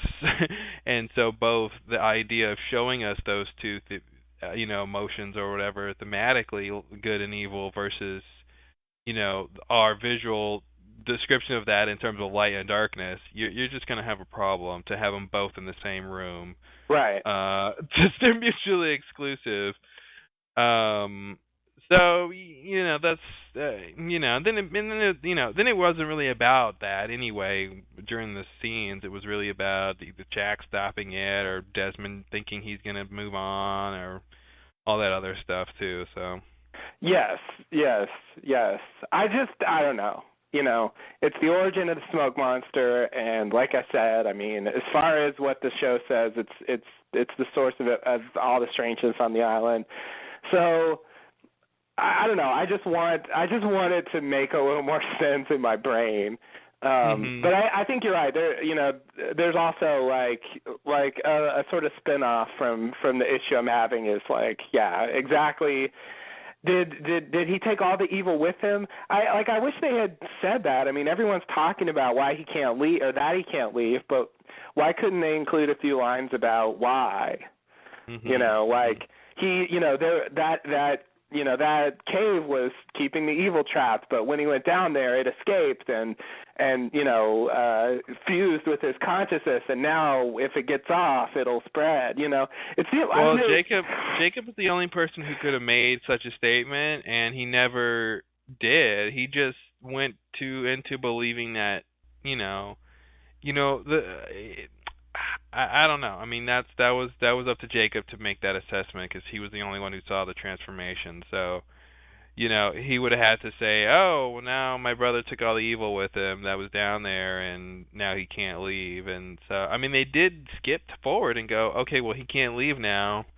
Right. As I said that, I'm like, well, Jacob almost said that. I mean, he tells Richard the island is the core keeping the evil contained. He just never told Man in Black that he was evil. He never said like, "Hey, man, you can't leave because they can't have him say that because they're trying to give Man in Black a good motivation for they're trying to justify his motivation too. So if he's like, "Hey, I'm going to leave the island," and Jacob's like, "No, you're not," and then Man in Black's, "Well, I'll kill you then." And then Jacob's like, "But I'm only keeping you here because you're evil, and if you leave, the world's going to end." Then, Man in Black doesn't have a strong case. Right. So they kind of skip over that part, which I think is to their detriment, Yeah, I agree. It seems, well, and he also doesn't tell Richard. Like, he says that's what the island does, and then at the end he gives the Man in Black the wine bottle with the evil in it. The Man in Black breaks it. I mean, all the connections are there, at least like in a metaphorical way. But he doesn't tell Richard, that man who told you to come kill me, he is the evil. You know, and that's what I'm missing. I'm missing like the connection, because the way he made it sound like it, there's this guy out there who wants to leave, blah blah blah, but that's a separate issue. The reason this island's here is to contain evil. Yeah. It's almost like he didn't believe it, but he acted like he his actions mirrored that, but he didn't seem like he believed it. Again, it's in that category of things they didn't quite convince us was true. All of that leaving the island and pressing the button stuff and ending the world stuff, they all falls in that category of them like half-assing their explanations of it and not really convincing us that it is legitimate. Yeah. By not having any credible character say it or Right. But it seems to me like, so I guess I understand why they didn't have anyone say it to Man in Black, although I think that's bad. I mean, I would have enjoyed it more if they had someone actually address it to him. I think Jacob at the least should have addressed it to him, since he's the one keeping him trapped there. Yeah. I don't know. He even says, "Why won't you let me leave?" But he's just like, I'm not going to do it. It's like, well, okay. But yeah, that was his opportunity to be like, well, because you're a smoke monster. Yeah. You know. Yeah, it's weird. Like, and it makes it seem so unjust, and yet, with his other hand, he's. But see, the problem, of course, is he didn't want him to leave even before he was a smoke monster. You know, so that's part of the problem of this whole thing is that's coming from their childhood of this idea they're not supposed to leave. So that was already there. So then they muddle it up by having him be this evil, potentially be the evil that's trapped, that the island is trapping, and you go, oh, okay, they're the same thing then, right? But it's not necessarily the same thing. Right. You know, it just so happens that this evil is now on the man who wasn't supposed to leave, but it's a coincidence, Yeah. Because even if he never became a smoke monster, he still wasn't ever supposed to leave. You know, right. Jacob still would be wanting to keep him there. So it's just like that, and maybe that's why Jacob never says, I'm keeping you here because you're a smoke monster, because that was an extra reason why, but at the same time, it is important not to let the evil leave. So, I mean, it's just muddled. It's a very muddled, they want to have, like, both things be true, and then neither at certain points, and it's just a weird, it's a weird part of the story. I really think that's one of the areas they didn't do very well is the founders of the island, the Man in Black and Jacob and Mother. Like that, it's really not great, Yeah.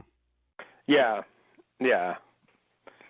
Yeah, I just think very like inconsistent. I don't know, the way they write the episode is a problem. It's also, I mean, it's pretty fast, it's pretty rushed, and I feel like there was more to say about that relationship, and the way they wanted it to end with him throwing the Man in Black in there, and then the smoke monster comes out, and then he puts the bodies together, and it's Adam and Eve.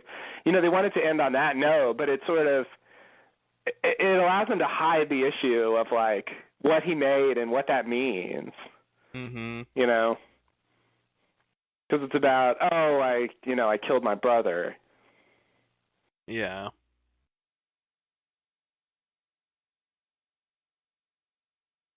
Even though he kind of didn't. But like, I just feel like there's scenes there where he sees his brother, right? Like we got this whole thing of Man in Black being evil, but Jacob's the one who killed his brother. So it's like this whole dichotomy of good and evil just doesn't work from the get-go of how they're painting these characters, because they're trying to humanize them. If you humanize them, then they're less abstract, and they're not going to fit this model that they're trying to make them fit, because they have more variables in them. They're not, Jacob is doing stuff that his mom told him to do. He's not just doing stuff in his own free will sometimes, and Man in Black has these like very reasonable goals that he wants that aren't evil, sometimes. He just wants to be free, and so you can't think of him as evil incarnate when he just wants to be free like any conscious being. So they, by giving them all of these, humanistic details, they make these sort of deities less abstract and less, so you can't draw those parallels the same. Right. So when you say, okay, well, how do these two characters relate to the good and evil in the light cave? Well, it's very complicated because they're people too. Yeah. And I think I can live with that if they get some of the other details better. Like I don't sort of mind them having sort of human qualities and not being as simply good and evil as possible, but like I still feel like they sort of mangled that presentation. And so Jacob kills him out of revenge. I mean he killed his mother. Like I don't know, that that's not the most evil killing you could do. Mhm. So it wasn't bad, but I mean it was revenge, and he did damn his brother for eternity. So Mm-hmm. So I guess I guess. Jacob never really paid a price for that, and I guess he felt guilty, but he didn't. That wasn't what drove him by any means, and like he went so far as to just imprison the brother that he killed, for all eternity. So it's like, you can't really take a standpoint or perspective on him and go, okay, he's this kind of character, because it just keeps flip-flopping depending on what part of the story they're telling. Right. I sort of want that scene where he, where he realizes that his brother's evil and he's going to have to keep him trapped. And I guess, like, if he says that to him, then the story's kind of weird, because then the Man in Black's going to be like, well, he's going to understand why he can't leave. Well, it's fine for him to hear that he's evil. He can not believe it. He can say, no, I'm not. He can say, well, I'll prove you wrong. I'm going to leave anyway. I mean, I feel like you can do both, but but the problem becomes the audience. For the audience, you're less you're on his side a bit less, because because he's evil and he has to acknowledge it. So you see that his imprisonment is justified, and so this idea that you want to invest in him getting off is a bit less. But I feel like that's a better way to go. If you want to have your villain be evil incarnate, I guess another thing I'd like is to get a sense that that the evil is driving him now. That's like Batman telling the Joker you're evil, and then the Joker saying, "Oh, what? I'm evil? Oh, okay. Well, I'll stop doing bad things." Like, it's not going to happen, but right. He can still acknowledge that he's evil and be like, "Yeah, I know I'm crazy. I like it." Yeah, but that's sort of what I want, because the way it plays now, it seems like he's justified. It seems like he only wants it for sort of good reasons. Yeah. He doesn't want to infect the world with darkness or whatever, Like, he never said he wanted to do that. But, like, the evil inside him might want to do that. Yeah. And if there was a sense and that would have been an interesting thing to play out, right? This idea that he's being controlled by some unconscious force, and that he doesn't even know necessarily maybe some of the things he's doing or what's happening around him, and it's not till later that he realizes, oh shit, I am evil incarnate. Like, I killed all those Zero passengers and didn't even realize it, or I'm this thing is taking over me. Like, that could have been an interesting internal thing to have to play out. Yeah, and it still humanizes him. But like it while he's still trying to escape, but he realizes, oh no, what if I leave and something does happen? Like, right, but at least he can still be conflicted about it while not giving up his goal. Yeah. And then I just feel like that that makes the story like tie together better, because then there's both like an acknowledgement by him of why he can't leave, but also it really incorporates this idea of evil that that people say, but it never feels like they actually get evil involved. And then honestly, anyone who says evil incarnate is wrong, right? I mean, that's really I think that's the problem with the show and the terminology is, these are people who are just saying these things, and they're wrong about who he really is. That the picture that we know objectively is that he's not evil incarnate. So, they have characters say that, so we think that means the show wants us to think that, and I think that is true. But nevertheless, it's contradicted by what the show is actually showing us about this character, and those two things never, equalize, because the characters who are saying this don't have the information that contradicts that. So, it's like, okay, well, which one is he? Well, objectively, he's not evil incarnate. He's a guy who does bad things to get what he wants, but he's not the end-all, be-all evil. And really the people who ever say that are just misinterpreting his actions, or sort of, being hyperbolic about his actions. And that's a boring answer, but that's just really what's going on. Because it's not Dogen hooking him up to his machine and getting the reading that says, ding, ding, ding, ding, ding, evil incarnate, 100% on the evil scale. It's just, this guy is, he's, when you can turn into a smoke monster, 65% of the people are going to think you're evil incarnate just because of what you're, you know what I mean? Yeah. Like, it ups your evil incarnate quotient. Right. Yeah. Richard thought he was the devil. I mean, that led to that weird exchange where. And there's nothing in the Bible or no depiction of the devil that I have ever heard of is that the devil is a smoke monster, right? Yet the presence of a smoke monster makes you think he's the devil. So you see how little you need, you know. Right. Right. Yeah. And it leads to that weird exchange where he's like, no, I'm a smoke monster, but he's the devil. But the devil is real. It's worse than a smoke monster, buddy. I tell you. Yeah, exactly. I don't know. It's like if you think I'm scary, you should see the devil, man. Yeah, exactly. He lives in a foot statue. I mean, he is crazy. Right.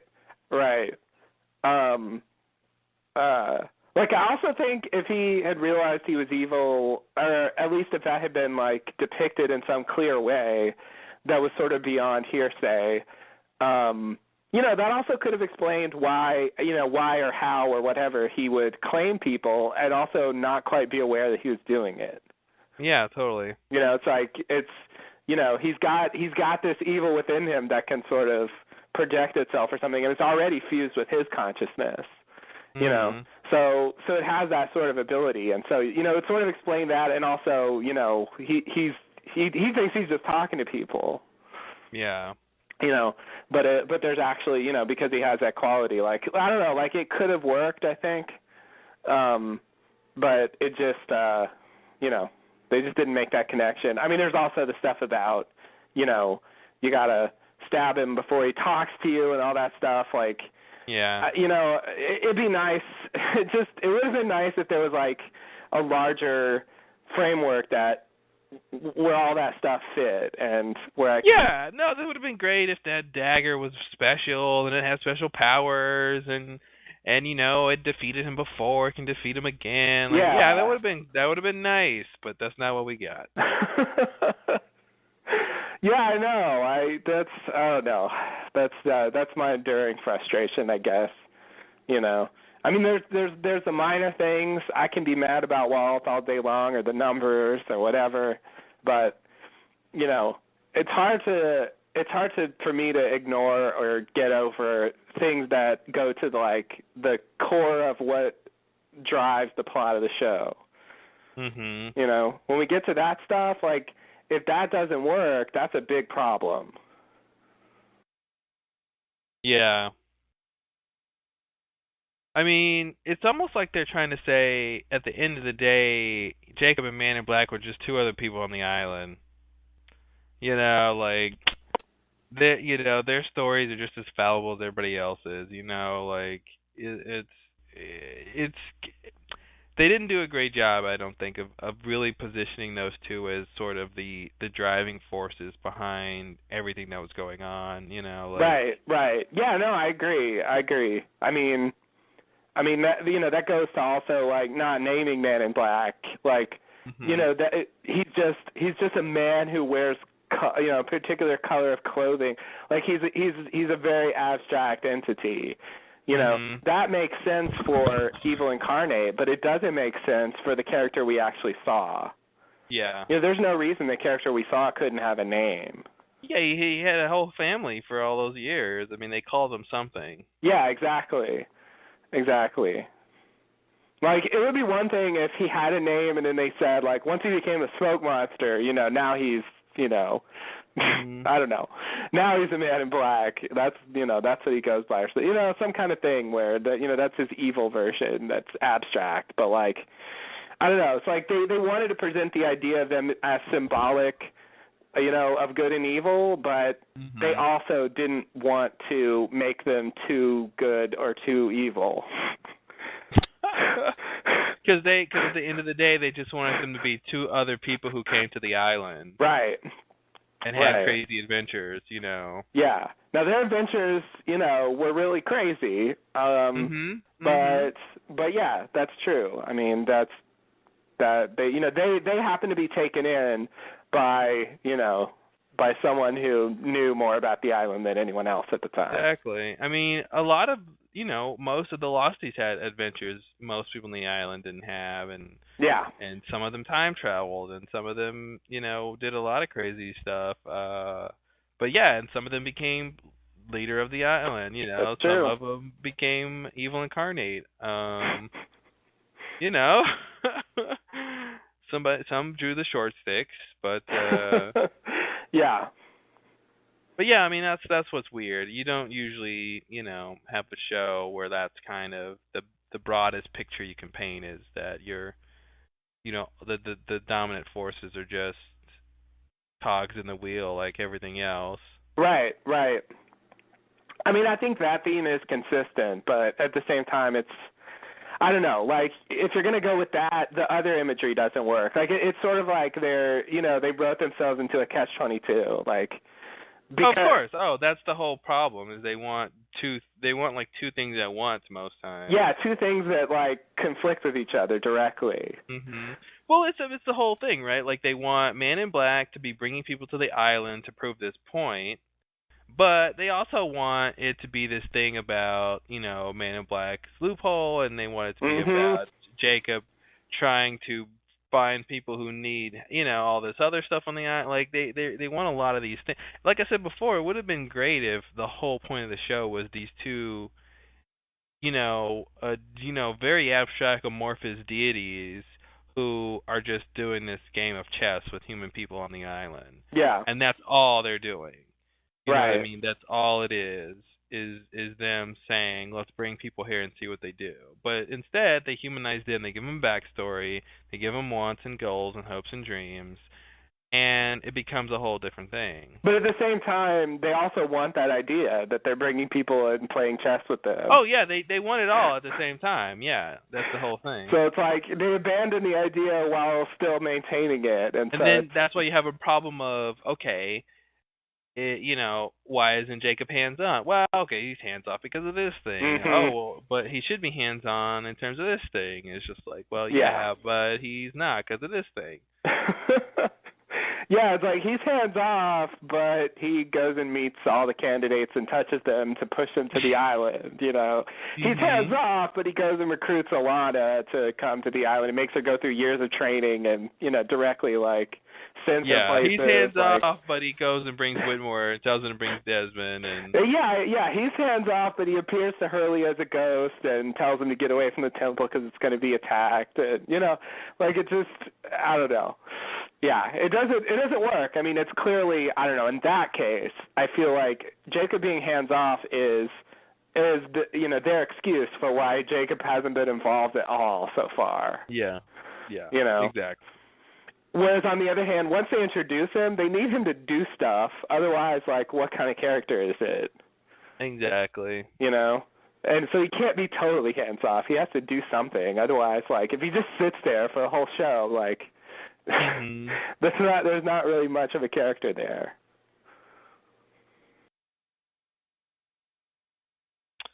All right. Well, yeah, anything else with the? I think I think you hit the main point that, like, I wish this weren't true, but I think, if you like, I don't think the show wanted us to think this completely, but I think if you were going to write, a plausible thesis about Lost and the island and so on, if you just said it's about a bunch of random people who come to this strange place for various reasons and have adventures and weird interpretations of it, like, that pretty much fits everything. Yeah. And, even the others have the same explanation. Everyone gets to the island by some weird means, and they have some crazy stuff happen, more, relative more than others, depending on what happens, and that's it. Yeah, and that's it. And it's like, I mean, I don't particularly love that story, but it's certainly there. Well, it's barely a story. I mean, it's the most general view of the show you can take, and it works because you're ignoring all the details that don't fit together. Right.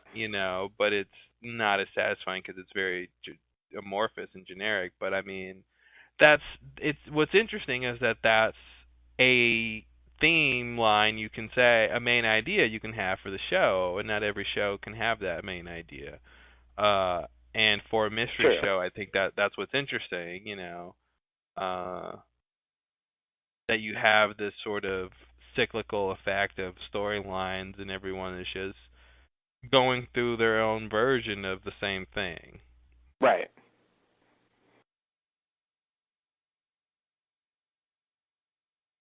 So you could say Lost is the most lifelike show there has ever been on television. In a certain sense. You could say that. Yeah, you could say that. Right down to the smoke monster and the cave of good and evil. Those are all real things, just like life. Yeah, well, yeah.